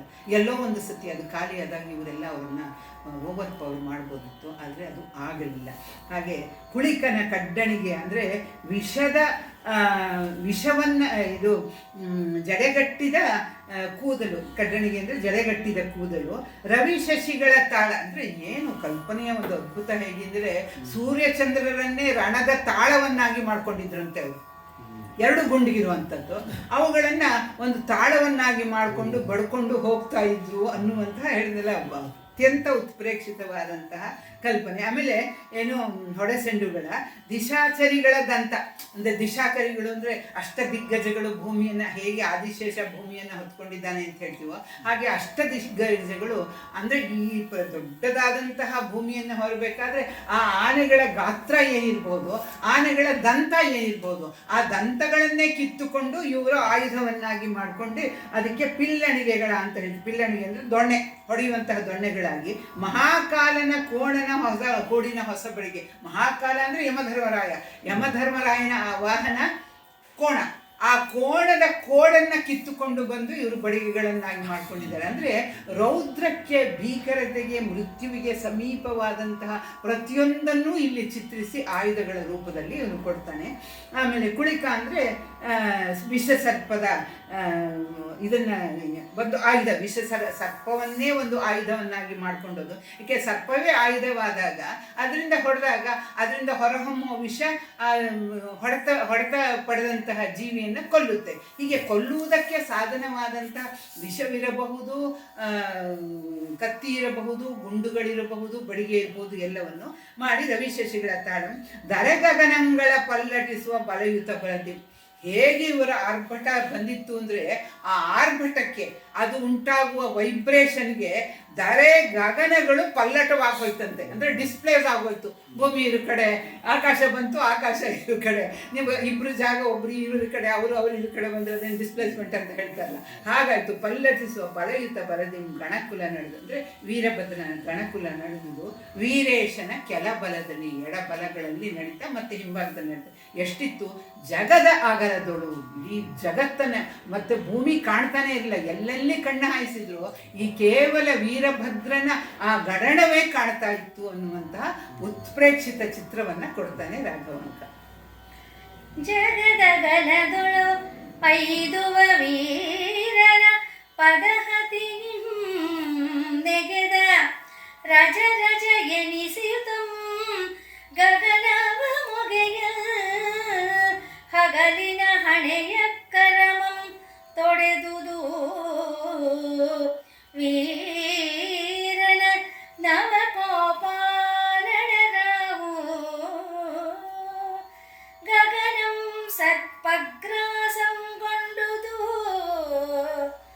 ಗಗನಂ ಸರ್ಪಗ್ರಾಸಂ ಗೊಂಡುದು ಎನಿಸುವ ಬಿಗಿಗತ್ತಲೆಯನು ಸಬಳಂಗಳು ಮೀರಲು ಸತ್ತಿಗೆಗಳು ಕತ್ತಲಿಸಲ್ ಮತ್ತ ಅಸಿಲತೆಗಳು ಬೆಳಗರು ಪಡೆ ಕಣ್ಗೊಪ್ಪಿದುದು. ನಮ್ಮ ಮನೆಯಲ್ಲಿ ನಾವೇ ಕೂತಿದ್ರೆ ಯಾವ ಧೂಳು ಹೇಳಲ್ಲ. ನಾವು ಹೊರಗಡೆ ನಡೆಯುವಾಗ ಎಷ್ಟೇ ನಿಧಾನವಾಗಿ ನಡೆದ್ರೂ ಸ್ವಲ್ಪ ಧೂಳನ್ನೇ ಎಬ್ಬಿಸ್ತೀವಿ. ಒಂದು 10 ಜನ ಹೋಗುವಾಗ ಜಾಸ್ತಿ ಜಗದಗಲದ ಸೈನ್ಯ ಅದು ಹೇಗೆ ಧೂಳು ಎಬ್ಬಿಸ್ತು ಅಂದರೆ ಇಲ್ಲಿ ರಜಾ ಅನ್ನೋದಕ್ಕೆ 2 ಅರ್ಥ ಇದೆ. ಆ 2 ಅರ್ಥವನ್ನು ನಾವು ತಗೊಳ್ಬೇಕಾಗ್ತದೆ. ಒಂದು ಧೂಳು ಅಂತ, ಇನ್ನೊಂದು ಕತ್ತಲು ಅನ್ನೋ ಅರ್ಥ ಇದೆ ರಜಾ ಅನ್ನೋದಕ್ಕೆ. ಇಲ್ಲಿ ಜಗದಗಲದೊಳೈದುವ ವೀರರ ಪದಹತಿಯಿಂದ ಅವರ ಕಾಲಿನ ತಾಡನದಿಂದ ನೆಗೆದ ರಜ ಚಿಮ್ಮಿದಂತಹ ಆ ಇದು ಧೂಳಿನ ಕಣಗಳು ರಜ ಎನಿಸುತ್ತಾ ಅಂದರೆ ಯಾವುದೇ ಆದರೂ ಆಯಿತು, ಧೂಳೇ ಇರ್ಬೋದು, ವಿಪರೀತ ಪ್ರಮಾಣದಲ್ಲಿ ಮುಚ್ಚಿದಾಗ ಬೆಳಕನ್ನು ತಡೆದು ಬಿಡುತ್ತವೆ. ಈಗ ಮೋಡ ದಟ್ಟವಾಡ್ತಾ ಹೋದಷ್ಟು ನಮಗೆ ಕತ್ತಲೆ ಆಗುತ್ತೆ. ಹಾಗೆ ಈ ಇಡೀ ಜಗತ್ತನ್ನೇ, ಇಡೀ ಪ್ರಪಂಚವನ್ನೇ ಭೂಮಿಯ ಅಗಲಕ್ಕೂ ಹರಡಿದ್ದಂತಹ ಅದು ಉತ್ಸಾಹದಿಂದ ಇದರಿಂದ ಉಕ್ಕುವ ಉತ್ಸಾಹದಿಂದ ಪ್ರೇರಿತರಾದಂತಹ ಈ ಗಣಗಳು ಕೂಗಾಡ್ತಾ ಕಿರ್ಚಾಡ್ತಾ ದಬ ದಬ ದಬ ದಬ ಹೆಜ್ಜೆ ಹಾಕುವಾಗ ಉಕ್ಕಿದಂತ, ಆಗಿನ ಸಿಮೆಂಟ್ನೆಲ್ಲ ಇರಲಿಲ್ಲ, ಆಗಿನ ಟಾರ್ನೆಲ್ಲ ಇರಲಿಲ್ಲ, ಹಾಗೆ ಉಕ್ಕಿದಂತಹ ಧೂಳು ಅದು ಕತ್ತಲನ್ನಾಗಿ ಮಾಡಿ ರಜ ಎನಿಸುತ್ತಾ ಗಗಮನ ಇಡೀ ಆಕಾಶವನ್ನು ತುಂಬಿಕೊಂಡು ಹಗಲಿನ ಹಣೆಯ ಕರಮಂ ತೊಡೆದುದು. ಏನು ಕಲ್ಪನೆಯನ್ನು ಕೊಡ್ತಾನೆ. ಹಗಲಿನ ಹಣೆಯ ಕರ ಅಂದ್ರೇನು? ಬೆಳಕು, ಕಾಂತಿ. ಹೌದು ತಾನೆ. ಹಗಲಿನ ಹಣೆ ಬರಹ ಅಂತಂದ್ರೆ ಅದ್ರ ಹಣೆ ಬರಹ ಅಥವಾ ಅದ್ರದ್ದು ವಿಧಿ ಅಂತಂದ್ರೆ ಅದು ಯಾವಾಗಲೂ ಬೆಳಕು ಕೊಡ್ತಾ ಇರಬೇಕು. ಹೌದು ತಾನೆ. ಆ ಹಣೆ ಎಕ್ಕರವನ್ನು ಕೊಡುವಂತಹ ಬೆಳಕನ್ನು ನಾಶ ಮಾಡ್ತು. ಎಂಥ ಅದ್ಭುತವಾದ ಕಲ್ಪನೆ. ಹಣೆ ಎಕ್ಕರಮಂ ತೊಡೆದುದು ವೀರನ ನವಕೋಪಾನಳ ರಾಹು. ಇಲ್ಲಿ ರಾಹುವಿನ ಚಿತ್ರವನ್ನು ಕೊಡ್ತಾನೆ. ರಾಹು, ಆ ಕೋಪಾನಳವೆಂಬ ರಾಹು ಆ ಹಗಲಿನ ಹಣೆ ಎಕ್ಕರಮಂ ತೊಡೆದುದು, ಅದು ಹಗಲಿನ ಸೂರ್ಯನನ್ನು ಮಂಕು ಮಾಡ್ತು. ಯಾಕೆಂದರೆ ಇಲ್ಲಿ ರಾಹು ಈ ಸೂರ್ಯಗ್ರಹಣವಾದಾಗ ಸೂರ್ಯನನ್ನು ನುಂಗು ಬಿಡ್ತಾನೆ ಅಂತ ನಮ್ಮ ಪುರಾಣದ ಕಲ್ಪನೆಗಳಿದೆ. ಹಾಗೆ ಈ ವೀರನ ಕೋಪಾನಳವೆಂಬ ರಾಹು ಹಗಲನ್ನು ಕೊಡುವಂತಹ ಸೂರ್ಯನನ್ನೇ ಮುಚ್ಚಿಬಿಟ್ಟಿತು ಅನ್ನುವಂತಹ ಅರ್ಥದಲ್ಲಿ ಹಗಲಿನ ಹಣೆಯಕ್ಕರಮಂ ತೊಳೆದುದು ವೀರನ ನವ ಕೋಪಾನಳ ರಾಹು ಗಗನಂ ಸರ್ಪಗ್ರಾಸಂಗೊಂಡುದು ಎನಿಸುವ ಬೀಗತ್ತಲೇನು. ಇಡೀ ಗಗನವನ್ನ ಈ ಕೋಪ ಎಂಬ ಸರ್ಪ ಅದು ನುಂಗಿ ಬಿಡ್ತೇನೋ ಅನ್ನುವಂತಹ ರೀತಿಯಲ್ಲಿರುವ ಬೀಗತ್ತಲೇನು ಪೂರ್ತಿ ಕತ್ತಲಾಗಿ ಬಿಟ್ಟಿದೆ ಈ ಎಲ್ಲ ಕಾರಣದಿಂದಾಗಿ. ಅದನ್ನು ಹಾಗಾದರೆ ಅಲ್ಲಿ ಬೆಳಕಿಯಲ್ಲಿಂದ ಕಾಣ್ತು ಅಂದರೆ ಸಬಳಂಗಳ ಮೀರಲು ಸತ್ತಿಗೆಗಳು ಕತ್ತಲಿಸಲು ಮತ್ತ ಅಸಿಲತೆಗಳು ಬೆಳಗಳು. ಈ ಚೂಪಾದ ಹರಿತವಾದಂತಹ ಹೊಳಪಿನಿಂದ ಕೂಡಿದಂತಹ ಕತ್ತಿಗಳು ಏನು ಝಳಪಿಸುವಾಗ ಅದರಿಂದ ಬೆಳಕು ಬರ್ತಾ ಇತ್ತಂತೆ. ಅಂದರೆ ಅದರಿಂದ ಬೆಳಕು ಹೆಂಗೆ ಬರುತ್ತೆ ಗೊತ್ತಿಲ್ಲ. ಸೂರ್ಯಚಂದ್ರ ಯಾಕೆಂದರೆ ಅದು ಪ್ರತಿಫಲಿಸಬೇಕು. ಯಾವುದೇ ಆದ್ರೂ ಈಗ ಹಾಲು ಬೆಳ್ಳಗಿದೆ, ಸುಣ್ಣ ಬೆಳ್ಳಗಿದೆ, ಅದು ಬಿಳಿ ಅಂತ ನಮ್ಗೆ ಯಾವಾಗ ಗೊತ್ತಾಗುತ್ತೆ? ಬೆಳಕು ಬಿದ್ದಾಗಷ್ಟು. ಬಿಳಿಯಾಗಲಿ ಕಪ್ಪಾಗಲಿ ಬಣ್ಣವಾಗಲಿ ಅದರ ಬಣ್ಣ ಕಾಣುವುದು ಅದು ಬೆಳಕಿದ್ದಾಗಲೇನೆ. ಇನ್ನು ಸುಮ್ಮನೆ ಒಂದು ಟೈಮಿದೆ ಉತ್ಪ್ರೇಕ್ಷೆ ಅದು ಇದಿರ್ತದೆ ಬೇರೆ ಇರುತ್ತೆ. ಈಗ ಪ್ರಾಣಿಗಳ ಕಣ್ಣು ಆಮೇಲೆ ಕೆಲವಿರುತ್ತಲ್ಲ ಅದು ಅದನ್ನ ಅಬ್ಸರ್ವ್ ಮಾಡ್ಕೊಂಡಿರುತ್ತೆ ರಾತ್ರಿ ಕೆಲವರು. ಆಮೇಲೆ ಮಿಂಚು ಹುಳುಗಳು, ಆಮೇಲೆ ಒಂದು ತರಹದ ಕಲ್ಲಿದೆ ರೇಡಿಯೋ ಅವೆಲ್ಲ ಅವುಗಳಿಂದ ಒಳಗಿಂದ ಬರುವಂಥದ್ದೊಂದಿರುತ್ತೆ. ಬಟ್ ಅದನ್ನ ನಾವು ಹೊರತುಪಡಿಸಿದ್ರೆ ಯಾವುದೇ ಕಾಣಬೇಕಾದರೂ ಬೆಳಕಿರಬೇಕು. ಅದಕ್ಕೆ ಅಕ್ಬರ್ ಬೀರ್ಬಲ್ ಕಥೆಯಲ್ಲಿ ಒಂದ್ಸತಿ ಬರುತ್ತೆ. ಅಕ್ಬರ್ ಕೇಳುತ್ತೆ ಯಾವುದು ಅತ್ಯಂತ ಬಿಳುಪಾದದ್ದು ಅಥವಾ ಹೊಳಪಾದದ್ದು ಅಂತ. ಎಲ್ಲರೂ ಹಾಲು ಅಂದರು, ಸುಣ್ಣ ಅಂದರು, ಹಂಸ ಅಂತಂದರು, ಮತ್ತೊಂದಂದರು, ಎಲ್ಲ ಅಂದರು. ಕಡೆಗೆ ಊರಿಗೊಂದಾರಿ ಅಂದರೆ ಉಳಿಸ್ಲಮ್ಮಂಗೊಂದಾರಿ ಅಂತ ಬೀರ್ಬಲ್ನ ಕೇಳಿದಾಗ ಯಾವುದು ಅಲ್ಲ ಬೆಳಕು ಅನ್ನುತ್ತೆ. ಏನು ಇವರೆಲ್ಲ ಇಷ್ಟು ದೊಡ್ಡ ಪಂಡಿತರು, ನೀ ಹೇಳ್ತಾ ಇದೆಯಾ ಬೆಳಕು ಅಂತ ಯಾಕೆ ಹೇಳ್ತೀಯ ಅಂದರೆ ಹೌದು ಬೆಳಕಿಂದಾನೆ ಅನ್ನುತ್ತೆ. ನೀ ಇಲ್ಲ ನಾನು ಒಪ್ಪುದಿಲ್ಲ, ಇವ್ರು ಹೇಳಿದ್ದೆಲ್ಲ ಒಪ್ತಿದ್ದೆ, ಸರಿ ಬಿಡಿ ಅನ್ನಂತೆ. ಒಂದ್ಸತಿ ಅಕ್ಬರ್ ಇದಕ್ಕೆ ಬರುವಾಗ ಯಾವುದೋ ಒಂದು ಕೋಣೆಯೊಳಗೆ ಬರುವಾಗ ಪೂರ್ತಿ ಕತ್ತಲೆ ಮಾಡಿಬಿಟ್ಟಂತೆ. ಅವನು ಒಳ್ಳೆ ದೊಡ್ಡ ಮಂತ್ರಿ, ಅದರಿಂದ ಅದೆಲ್ಲ ಕೇಳಿದ್ರು ಕಗ್ಗತ್ತಲೆ. ಆಮೇಲೆ ಅಕ್ಬರ್ ಒಳಗಡೆ ಹೋದಂತೆ ಕಾಲಿಟ್ಟ ತಕ್ಷಣ ಅದೇನೋ ಎಳುದು ಬಿದ್ದಂತೆ. ಏನಿದು ದೀಪನೇ ಇಲ್ಲ ಅಂತಾಗ ಅಯ್ಯೋ ಆಗಲಿ ಇವನು ಬಂದು ಹೇಳಿದಂತೆ. ಅಯ್ಯೋ ಹಾಲು ಕಾಣಲಿಲ್ವಾ ನಿಮಗೆ ಅಂದಾಗ ಅವನು ಆವೇಶದಲ್ಲಿ ಬೆಳಕಿಂದ ಎಲ್ಲಿ ಕಾಣುತ್ತೆ ಅಂದಿದ್ದ. ಅದೇ ಅಲ್ವಾ. ಹಾಗೆ ಇಲ್ಲಿ ಈ ಕತ್ತಿಗಳ ಒಂದು ಝಳಪಿಸುವ ಹೊಳಪಿನಿಂದ ಬೆಳಕಾಯಿತು ಅಂತ ಇಲ್ಲಿ ಕವಿ ಹೇಳ್ತಾನೆ. ಆದರೆ ಅದಕ್ಕೆ ಮುಂಚೆ ಸಂಪೂರ್ಣ ಕತ್ತಲಾಗಿತ್ತು ಈ ರಜದಿಂದ ಅಂತ ಹೇಳ್ತಾನೆ. ಆದರೆ ಕವಿಗೆ ಪ್ರತಿಯೊಂದು ಸ್ವಾತಂತ್ರ್ಯವೂ ಇದೆ.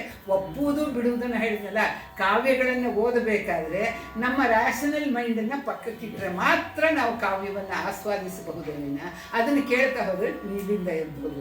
ಕಾವ್ಯ ಕೇಳೋದಕ್ಕೆ ಬೇಕಲ್ಲ. ಹಾಗೆ ಆಮೇಲೆ ಸತ್ತಿಗೆಗಳು ಕತ್ತಲಿಸಲು ಅಸಿಲತೆಗಳು ಬೆಳಗಳು ಪಡೆಗಳು ಕಣ್ಗೊಪ್ಪಿದವು. ಇವರು ಹಿಡಿದಂತಹ ಛತ್ರಿಗಳು ಏನಿತ್ತು ಸತ್ತಿಗೆಗಳು. ಈಗ ಛತ್ರಿ ಅನ್ನೋದು ನಮ್ಮ ಇದು, ಅದರ ಸತ್ತಿಗೆ ಅನ್ನೋದು ರಾಜನ ಒಂದು ಇದಕ್ಕೆ ಕೊಡುವಂಥದ್ದು. ಅದು ಆಕಾಶವನ್ನು ಚುಚ್ಚುತ್ತಾ ಇತ್ತಂತೆ. ಅದು ಚುಚ್ಚಿದ್ರಿಂದ ಇನ್ನಷ್ಟು ಕತ್ತಲಾಯಿತು ಅಂತೇಳಿ ಹೀಗೊಂದು ವಿಶೇಷವಾದಂತಹ ಅಭೂತಪೂರ್ವವಾದಂತಹ ಹೋಲಿಕೆಗಳನ್ನು ಕೊಡ್ತಾ ಈ ವೀರಭದ್ರನ ಸೈನ್ಯದ ಆಟಾಟೋಪವನ್ನು ಸಾಮರ್ಥ್ಯವನ್ನು ಇವರು ಪ್ರತಿಬಿಂಬಿಸ್ತಾನೆ.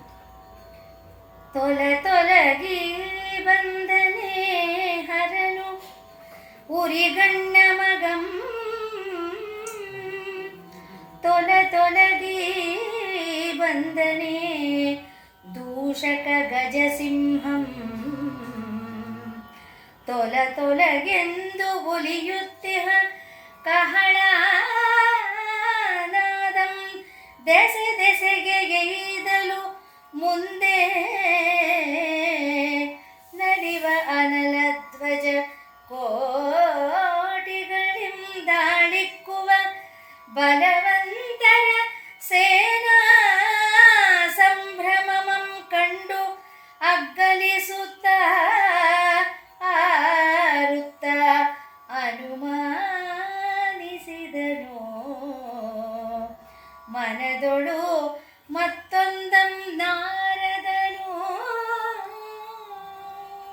ಅಪಾರವಾದಂತಹ ಸೈನ್ಯ ಹೀಗೆ ಕೋಲಾಹಲವನ್ನು ಮಾಡಿಕೊಂಡು ಜಗತ್ತನ್ನೇ ಬೆಚ್ಚಿಸುವಂತೆ ಬರ್ತಾ ಇರುವಾಗ ತೊಲಗಿ ತೊಲಗಿ ಬಂದನು ಹರನ ಉರಿಗಣ್ಣ ಮಗ.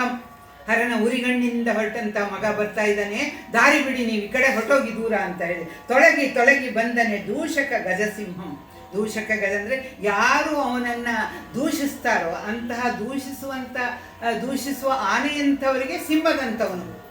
ದೂಷಕರೆಂಬ ಆನೆಗೆ ಸಿಂಹದಂಥವನು. ನೆನ್ನೆ ಹೇಳ್ತಾ ಇದ್ದೆ ನಾನು, ಆನೆ ಎಷ್ಟೇ ಪ್ರಬಲವಾದರೂ ಆ ಸಿಂಹಗಳು ಒಟ್ಟಿಗೆ ದಾಳಿ ಇಟ್ಟಾಗ ಅದು ಅಸಹಾಯಕವಾಗುತ್ತೆ. ಎಂತಹ ಬೃಹದಾಕಾರದ ಆನೆಯನ್ನಾದರೂ ಅದನ್ನು ಹಿಡಿತಕ್ಕೆ ಸಿಗದ ಅದು ಕಾಲಿಂದ ಒಗೆಯುತ್ತೆ, ಸೊಂಡಿಲಿಂದ ತಿರುಗುತ್ತೆ, ತಿರುಗುತ್ತೆ.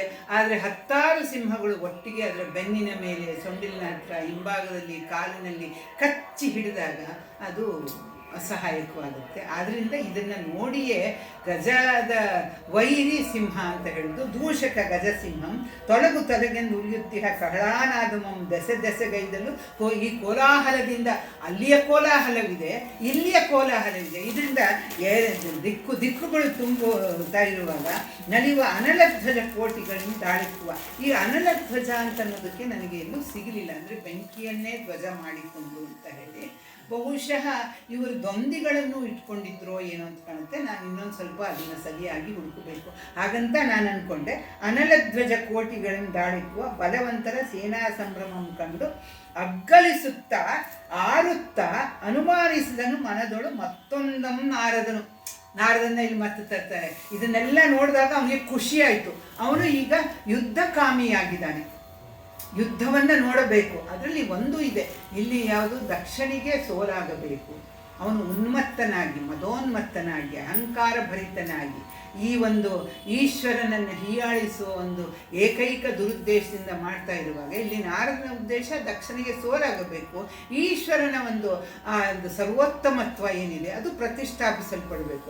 ಅದಕ್ಕೆ ಕಾರಣವಾಗಬಹುದಾದದ್ದು ಈ ಸೈನ್ಯದೊಳಗೆ ದಕ್ಷನ ಮೇಲೆ ದಾಳಿ ಎತ್ತಿದಾಗ. ಅದರಿಂದ ಅಂತೂ ಆ ಒಂದು ಸಂಧಿಕಾಲ ಪ್ರಾಪ್ತವಾಗಿದೆ, ದಕ್ಷನಿಗೆ ಬುದ್ಧಿ ಕಲಿಸುವ ಕಾಲ ಪ್ರಾಪ್ತವಾಗಿದೆ ಅಂತೇಳಿ ಅಗ್ಗಲಿಸ್ತಾನೆ, ಹಿಗ್ತಾನೆ. ಆದರೆ ಒಂದು ಕಡೆ ಅನುಮಾನವನ್ನು ಮಾಡ್ತಾನೆ. ಏನು ಅಂದರೆ ಮನದೊಳು ಮತ್ತೊಮ್ಮೆ ನಾರದನು. ಈ ರೀತಿ ಈ ವೀರಭದ್ರನ ಅಪಾರವಾದ ಸೈನ್ಯ ಬಂದು ದಕ್ಷಿಣ ಯಜ್ಞದ ಮೇಲೆ ಛಕ್ ಅಂತ ದಾಳಿ ಮಾಡ್ತಾ ಹೋದರೆ ಅದು ಸರಿಯಾಗುತ್ತಾ ಅಥವಾ ಸರಿಯಲ್ವಾ ಅಂತ ಹೇಳಿ ಅದರ ಆಗುವ ಪರಿಣಾಮವೇನು ಅಂತ ಹೇಳಿ ಒಂದು ಮನದೊಳಗೆ ಮತ್ತೊಂದು ಯೋಚನೆಯನ್ನು ಮಾಡ್ತಾನೆ ನಾರದ. ಮುನಿದು ಈ ಸೇನಾ ಸುಭಟರು ದಾಳಿಟ್ಟ ಅತಿ ಮಹಿ ನೋಡು ಯಾಗದ ಕಾಹಿನ ಸುರರೆಲ್ಲರ ಕೊಂದ ಅನಿತರೋಡು ಎನ್ನಯ ಕಣ್ಣವರಂ ತೀರುವುದಲ್ಲ ಉಭಯ ಬಲಂ ಮುಂದಲೆ ಬಿಡಿದು ತನಗೆ ಇರಿದಾಡಿದಡೆ ಅಹುದು ಅಂತಾಗಿ ಪೇ ತನಗೆ ಇರಿದಾಡಿದಡೆ ಅಹುದಂತಾಗಿ ಪೆನೆಂದು ಅನುಮಾನಿಸಿ ಪರಿತಂದ ಎಲೆ ಪಾತಕ ಬಿಡು ಮಣ್ಣಿನ ಹೋಮವ ಕಾಳಗಕ್ಕೆ ಎಳೆಡುಗೆನೆ ಎನರು ಎಲ್ಲಿಯ ಕಾಳಗವೋ ಎಲ್ಲಿಯ ಕಾಳಗವೋ ಎಂದಂ ಖಳನು. ಮುನಿದಿ ಸೇನಾ ಸುಭಟರು ದಾಳಿ ಇಟ್ಟತಿ ಮರಗಿನೋಡು ಆ ಯಾಗದ ಕಾಹಿನ ಸುರರೆಲ್ಲಂ ಕೊಂದೊಡೆ.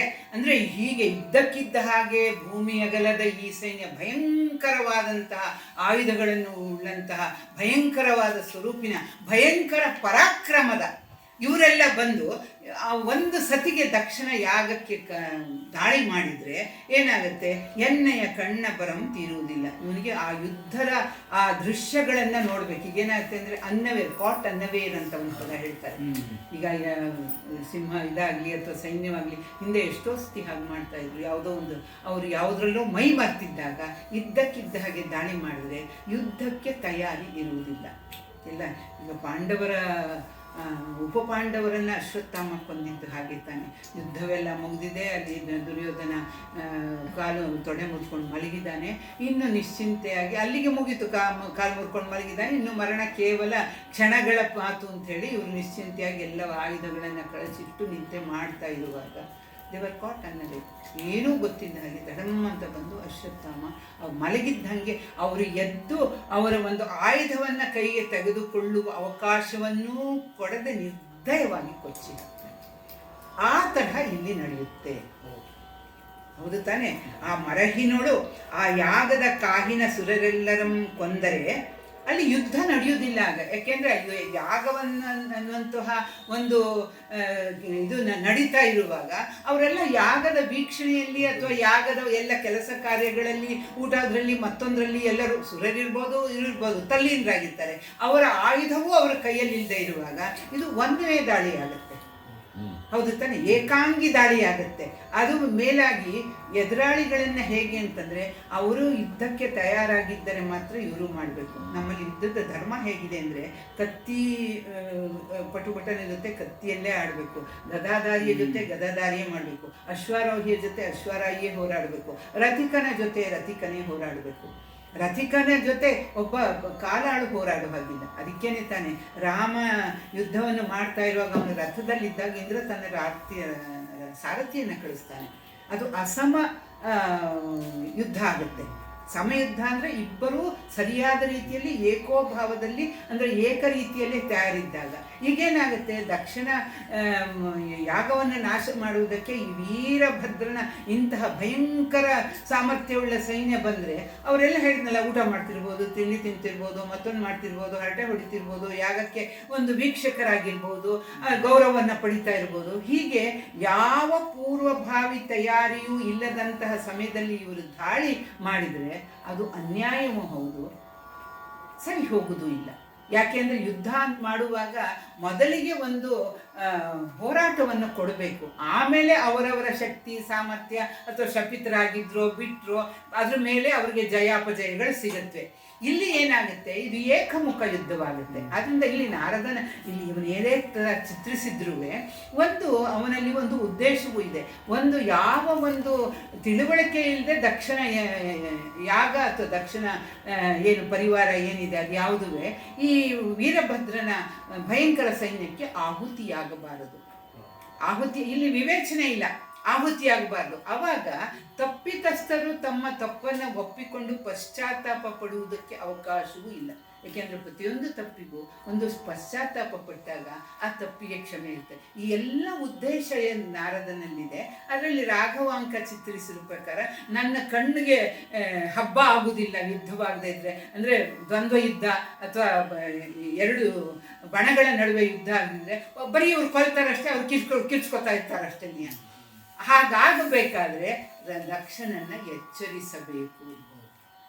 ಇವನು ಆಕಾಶಗಮನ, ಇವರು ಬರ್ತಾ ಇದ್ದಾರೆ, ಅಲ್ಲಿ ಹೋಗಿ ಎಚ್ಚರಿಸಿದಾಗ ಅವರು ತಕ್ಷಣ ಯುದ್ಧಕ್ಕೆ ಒಂದು ಸಿದ್ಧತೆಯನ್ನು ಮಾಡಿಕೊಡ್ತಾರೆ. ಸಿದ್ಧತೆಯನ್ನು ಮಾಡಿಕೊಂಡು ಇವರನ್ನು ಎದುರಿಸಿದಾಗ ಅಲ್ಲಿ ಪರಸ್ಪರರ ನಡುವೆ ಒಂದು ಯುದ್ಧ ಆಗುತ್ತೆ.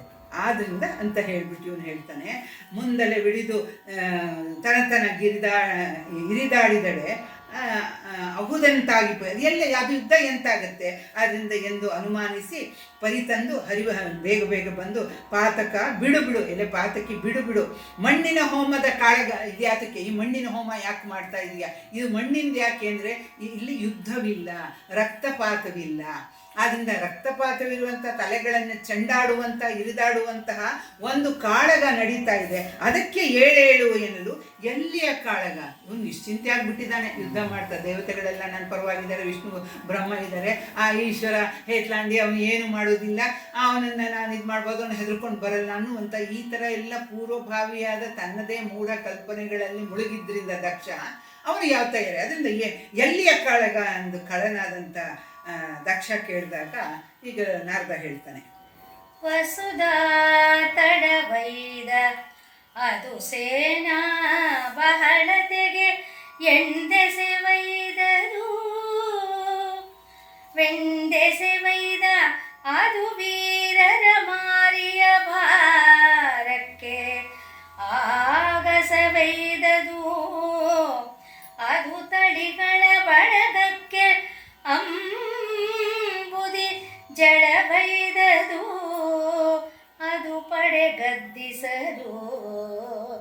ಬಿಸಗೊರಲನ ಬಿಸುಗಣ್ಣ ಸುತಂ ಬರುತ್ತೈದನೆ ಕುಸಿದಡೆ ನಿನ್ನಯ ಪ್ರಾಣಕ್ಕೆ ತಪ್ಪಿದೆನೆ ಕೋಪಿಸಿ ನಿಶಮುನಿದೆ ಗುಗು ನೇಸರನೆಂದ ಆಸ್ಫಾಟಿಸಿ ನೋಡಿದನು ಅಮರರನು. ಹೇಳ್ತಾನೆ, ಎಲ್ಲೋ ಮೂರ್ಖ, ವಸುಧಾ ತಳ ವೈದುದು ಸೇನಾ ಬಹಳತೆಗೆ. ಇಡೀ ಪ್ರಪಂಚದಲ್ಲಿ ಎಲ್ಲಿ ನೋಡಿದ್ರೂ ಬರೀ ವೀರಭದ್ರನ ಸೈನ್ಯ ಕಾಣ್ತಾ ಇದೆ. ಆದ್ರಿಂದ ಎಂಡೆಸೆ ಸವೆದುದು 8 ದಿಕ್ಕುಗಳು ಸಹಿತ ಕಾಣ್ತಾ ಇಲ್ಲ. ವೀರರ ಮಾರಿಯ ಭಾರಕ್ಕೆ ಆಗಸವೈದುದು ತಳಿಗಳ ಬಳಗಕ್ಕೆ ಅಂಬುದಿ ಜಲವೈದುದು ಪಡೆಗದ್ದಿಸಲು. ಅವರ ಭಾರಕ್ಕೆ ಏನಾಗಿದೆ ಅಂದರೆ ಭೂಮಿ ಕುಸಿತಾ ಇದೆ, ಆಕಾಶ ತತ್ತರಿಸಿ ಹೋಗ್ತಾ ಇದೆ. ಆದ್ರಿಂದ ಅಂಬುದಿ ಏನು ಇಲ್ಲಿ ಒಂದು ಕಡೆ ಭಾರ ಜಾಸ್ತಿ ಆದಾಗ ಏನಾಗುತ್ತೆ, ಇನ್ನೊಂದು ಕಡೆ ಏಳುತ್ತೆ. ಹೌದು ತಾನೆ, ಈ ಸೀಸ ಅಂತ ಹೇಳ್ತಾರಲ್ಲ ಹಾಗೆ ಇಲ್ಲಿ ಕುಮಾರವ್ಯಾಸ ಒಂದು ಕಡೆ ಭಾಳ ಚೆನ್ನಾದ ವರ್ಣನೆ ಕೊಡ್ತಾನೆ. ಅದರಲ್ಲೂ ಉತ್ಪ್ರೇಕ್ಷಣೆ. ಒಂದು ಯಾವುದು ಒಂದು ಆನೆ, ಅದನ್ನ ಆನೆ ಹೆಸರು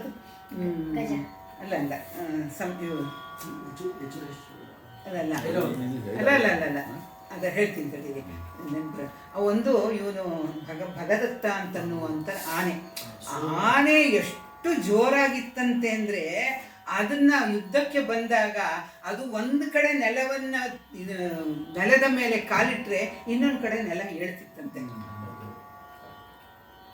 ಭಗದತ್ತನ ಆನೆ ಅದು. ಹಾಗೆ ಇಲ್ಲಿ ಏನು ಹೇಳ್ತಾನೆ, ಆ ವೀರರ ಮಾರಿಯರ ಸೇನೆ ಹೇಗಿದೆ ಅಂದರೆ ಭೂಮಿ ಒಂದು ಕಡೆ ಏಳ್ತಾ ಇದೆ, ಆಗಸ ನಡುಗಿ ಹೋಗ್ತಾ ಇದೆ. ಆದ್ದರಿಂದ ಅಂತಹ ಪಡೆಯನ್ನ ನೀನು ಎದುರಿಸುವುದಕ್ಕೆ ಸಾಧ್ಯವೇ? ಏಳೇಳು ಅಂತ ಹೇಳಿದಾಗ ಬಿಸುಗೊರಲನ ಬಿಸುಗಣ್ಣ ಸುತಂ ಬರುತ್ತಿದ್ದಾನೆ. ಬಿಸುಗೊರಲ ಅಂತಂದ್ರೆ ಇಲ್ಲಿ ಬಿಸುಗೊರಲ ಅಂದ್ರೆ ವಿಷಕಂಠ ಅಂತ ಅರ್ಥ. ಇಲ್ಲಿ ವಿಷ ಅಂತಂದ್ರೆ ವಿಷ ಅಂತ ತಗೋಬೇಕು ನಾವು. ವಿಷಕಂಠನ ಬಿಸುಗಣ್ಣನ ಬೆಂಕಿಯ ಕಣ್ಣಿನ ಮಗ ಬರ್ತಾ ಇದ್ದಾನೆ. ಅವನ ಸೈನ್ಯ ಇಷ್ಟು ವಿಸ್ತಾರವಾಗಿದೆ, ಇಷ್ಟು ಭಯಂಕರವಾಗಿದೆ. ನಾನೇನಾದ್ರು ಸುಳ್ಳು ಹೇಳಿದ್ರೆ ನಿನ್ನ ಪ್ರಾಣಕ್ಕೆ ಬರುತ್ತೆ. ಆದ್ರಿಂದ ನಾನು ನಿನ್ನ ಒಂದು ಯೋಗಕ್ಷೇಮಕ್ಕೋಸ್ಕರ ನಿನ್ನ ಒಳ್ಳೆಯದಕ್ಕೆ ಹೇಳ್ತಾ ಇದ್ದೀನಿ ಅಂದಾಗ ಇದರ ತೀವ್ರತೆಯ ಅರಿವಾಗುವುದಿಲ್ಲ ದಕ್ಷನಿಗೆ. ಎಷ್ಟಿರೋದಕ್ಕೆ ಸಾಧ್ಯ? ಅವನ ಗಣಗಳಿಗೆ ಏನು ಮಹಾಶಕ್ತಿ ಇದೆ. ನನ್ನ ಹತ್ರ ಇಡೀ ಅಮರ ಸೇನೆ ಇದೆ, ದೇವತೆಗಳು ಅವರ ಸೇನೆಗಳು, ಎಲ್ಲ ದೇವತೆಗಳು ಬಂದಿದ್ದಾರೆ. ಆ ದೇವತೆಗಳ ಸೇನೆಗಳಿದೆ ಅಂದರೆ ಅವರ ಮುಂದೆ ಇದು ಯಾವ ಲೆಕ್ಕ ಈಶ್ವರನ ಸೇನೆ ಅಂತ ಹೇಳಿಬಿಟ್ಟು ಎಂಥದ್ದು ಕೋಪಿಸಿ ನಿಶಿ ಮುರಿದು ಏಗೈಗೂ ನೇಸರನಂದು. ಕತ್ತಲೆ ಕೋಪ ಮಾಡಿಕೊಂಡ್ರೆ ಸೂರ್ಯನಿಗೇನಾಗುತ್ತೆ? ನಾನು ಇನ್ಮೇಲೆ ಕೋಪ ಮಾಡ್ಕೊಂಡಿದ್ರೆ ಸೂರ್ಯನನ್ನು ಮುಟ್ಟುವುದಕ್ಕಾಗಲ್ಲ. ಹಾಗೆ ಕತ್ತಲೆಯ ಸ್ವರೂಪದಲ್ಲಿರುವಂಥ ನೀನೇನು ವಿವರಣೆ ಕೊಡ್ತೀಯೋ, ಬಿಸುಗಣ್ಣನ ಬಿಸು ಇದು ಅಂತ ಹೇಳ್ಬಿಟ್ಟು ಅವನ ಸೇನೆ ಎಷ್ಟೇ ಇದ್ರು ನಮ್ಮ 33 ಕೋಟಿ ದೇವತೆಗಳ ಅಪಾರವಾದ ಸೈನ್ಯದ ಮುಂದೆ ಅದೇನು ಅಲ್ಲ. ಅದು ಕತ್ತಲು ಸೂರ್ಯನ ಮೇಲೆ ಕೋಪಿಸಿಕೊಂಡ ರೀತಿಯಲ್ಲಿ ಅಂತ ಹೇಳಿ ನಿಕೃಷ್ಟವಾಗಿ ಉಪೇಕ್ಷೆಯನ್ನು ಮಾಡ್ತಾನೆ. ಹಾಗೆ ಉಪೇಕ್ಷೆಯನ್ನು ಮಾಡಿದರೂ ಸಹಿತ ಒಂದು ಸೈನ್ಯ ಬರ್ತಿದೆ ಅಂದಮೇಲೆ ಒಂದು ಯುದ್ಧವನ್ನು ಕೊಡಬೇಕು ಅಂತೇಳಿ ತನ್ನ ಒಂದು ಆಹ್ವಾನವನ್ನು ಮನ್ನಿಸಿ ಬಂದಿದ್ದಂತಹ ಎಲ್ಲರನ್ನೂ ನಡೀರಿ ಯುದ್ಧಕ್ಕೆ ಅಂತ ಹೀಗೆ ಹೇಳ್ತಾನೆ.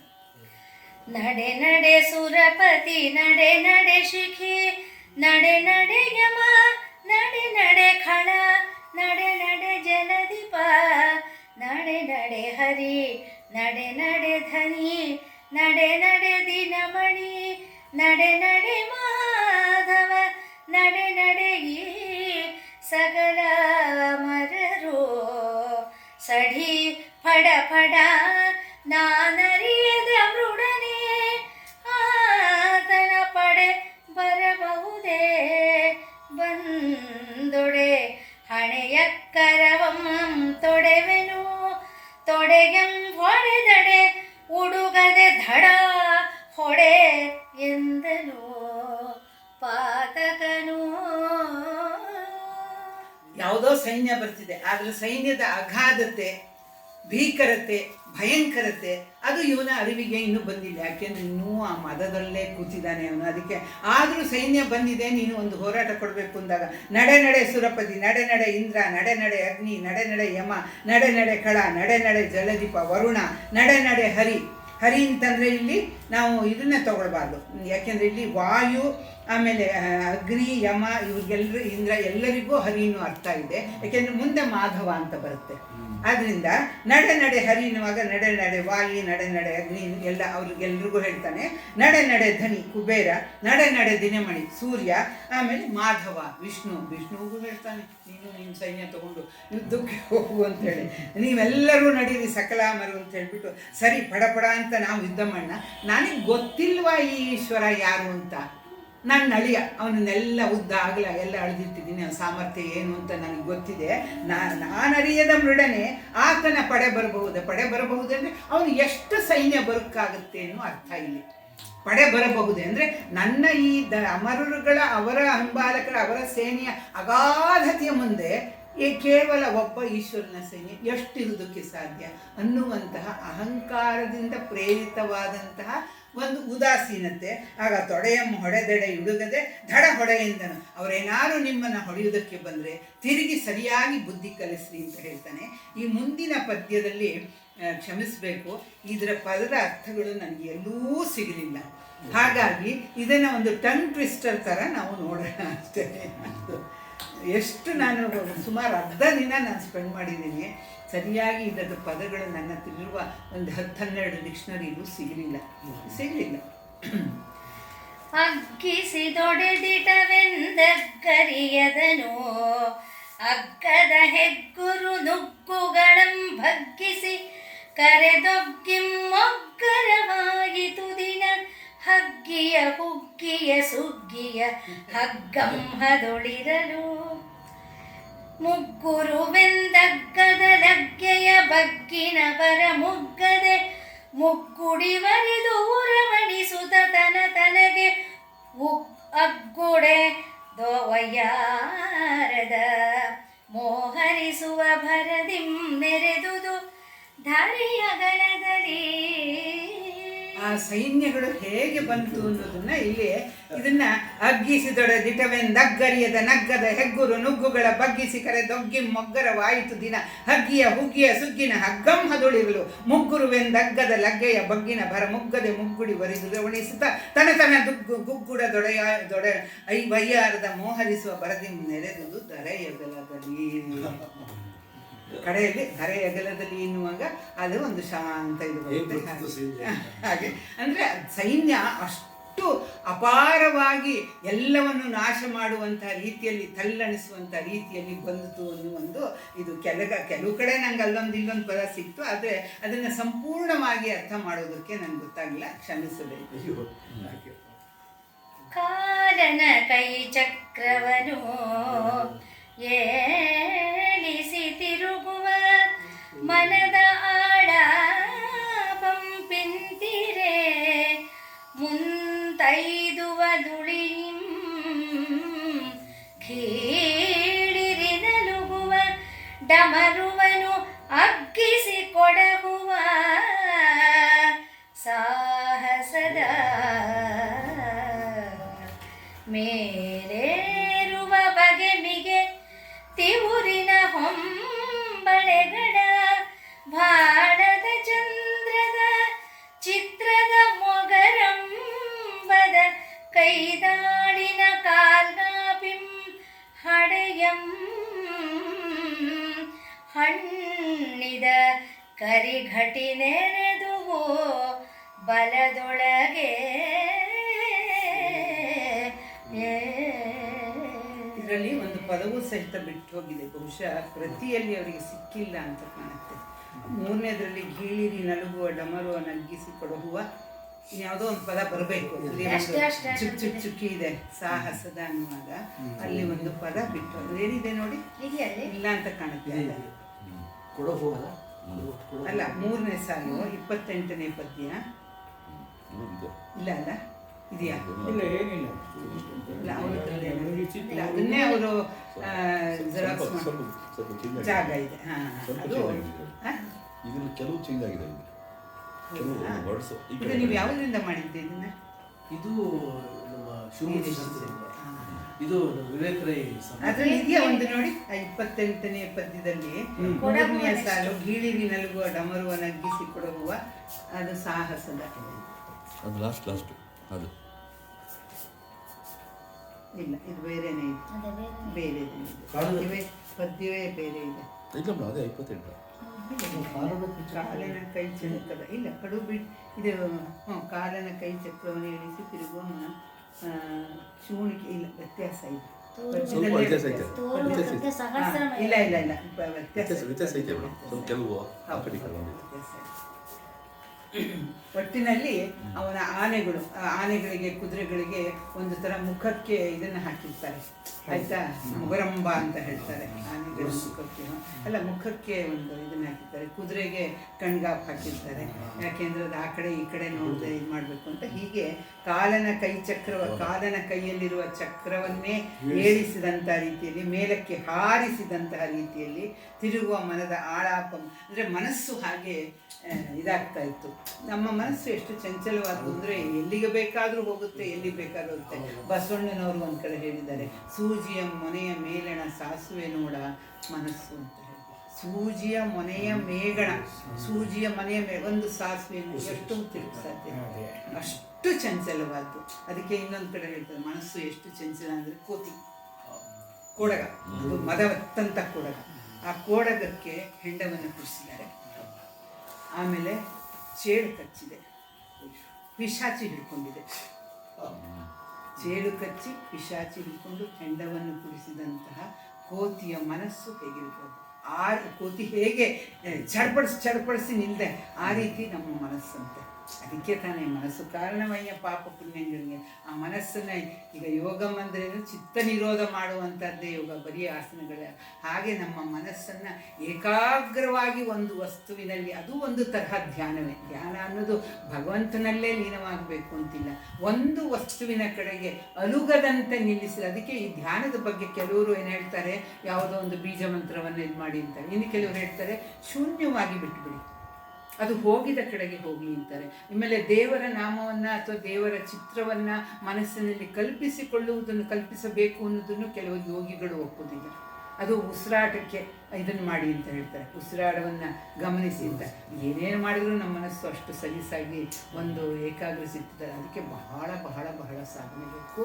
ಆಮೇಲೆ ಅಚಲವಾದ ಸೋಲದ, ಒಂದಷ್ಟು ದಿನ ಮಾಡ್ತೀವಿ ಧ್ಯಾನ, ಇದೆಯೋ ನನ್ನ ಕೈಲಿ ಆಗಲ್ಲ ಅಂತ ಬಿಟ್ಬಿಡ್ತೀವಿ.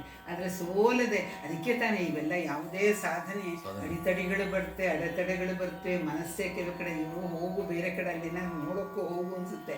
ನಾವು ಅದಕ್ಕೆ ಮನಸ್ಸು ಕೊಟ್ಬಿಟ್ಟು ನಾವು ಅಲ್ಲಿಂದ ಎದ್ದು ಹೋಗ್ಬಿಡ್ತೀವಿ. ಹಾಗೆ ಇಲ್ಲಿ ಆ ಮನಸ್ಸು ಹೇಗೋ ತಿರುಗುವಂಥ ಅದರ ಆಳಾಪ ಮಿಂತಿರೆ ಮುಂತೈದುವ ನುಡಿ ಅಂದರೆ ಅದರ ಕಾಂತಿ ಐದುವ, ಗೀಳಿರಿ ನಲುಗುವ ಅಂದರೆ ಗೀಳಿಟ್ಟು ನಲುಗುವಂಥ, ಡಮರುವ ನಗ್ಗಿಸಿ ಕೊಡುವ ಸಾಹಸ, ಮೇಲೇರುವ ಬಗೆಮಿಗೆ ತಿಗುರಿನ ಹೊಂಬಳೆಗಳ, ಬಾಳದ ಚಂದದ ಚಿತ್ರದ ಮೊಗರಂಬದ ಕೈದಾಳಿನ, ಬಾಳದ ಅಂದರೆ ಹಣೆಯ ಮೇಲೆ ಇವುಗಳಿಗೆ ಹಾಕಿರುವಂತಹ ಆನೆಯ ಚಿತ್ರ. ಇದೆಲ್ಲ ಇದರ ಕಡೆಯಲ್ಲಿ ಕಾಲ್ಗಾಪಿಂ ಹಣ್ಣಿದ ಕರಿಘಟಿ ನೆರೆದು ಅಂದರೆ ಆನೆಗಳ ಚಿತ್ರ. ಎಷ್ಟು ಸಹಸ್ರ ಸಂಖ್ಯೆ ಆನೆಗಳಿತ್ತು ಅಂದರೆ ಆನೆಗಳ ಒಂದು ಪರಾಕ್ರಮ, ಅವು ಗೀಳಿಡುವಂಥದ್ದು, ಅವುಗಳ ಚಿತ್ರ, ಅವುಗಳ ಪಾದಘಟ್ಟನ ಇದು ಹೇಗಿತ್ತು ಅಂದರೆ ಕರಿಘಟ ನೆರೆದೆವು ಬಲದೊಳಗೆ. ಕರಿಘಟ ಅಂದರೆ ಆನೆಗಳ ಒಂದು ಗುಂಪು ಈ ಬಲದೊಳಗೆ ಅಂದರೆ ಒಂದೊಂದು ಚಿತ್ರವನ್ನು ಕೊಡ್ತಾ ಹೋಗ್ತಾನೆ. ಇದು ಕಡೆಯ ಒಂದೆರಡು ಪದ್ಯಗಳು ನನ್ನ ಅಳತೆಗೆ ಪೂರ್ತಿಯಾಗಿ ಸಿಗಲಿಲ್ಲ.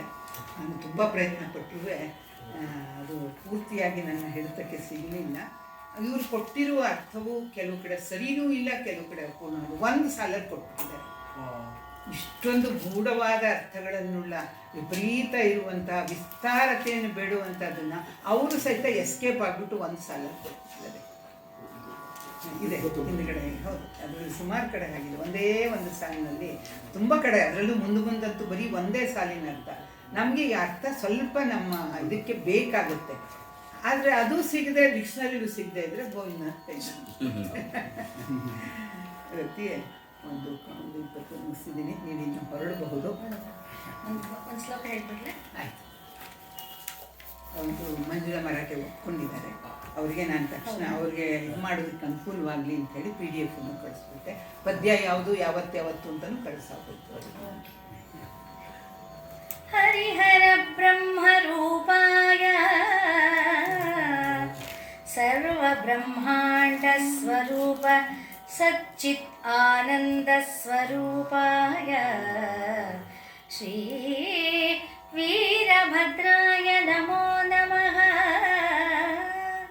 ಸರ್ವಾಂಗ ಸುಂದರಾಯ ಸಾಮವೇದ ಸಾಧಕಾಯ ಚತುರ್ವೇದ ಪ್ರಿಯಾಯ ಶಿವರುದ್ರಾಯ ತೇ ನಮೋ ನಮಃ. ಶಿವರುದ್ರಾಯ ತೇ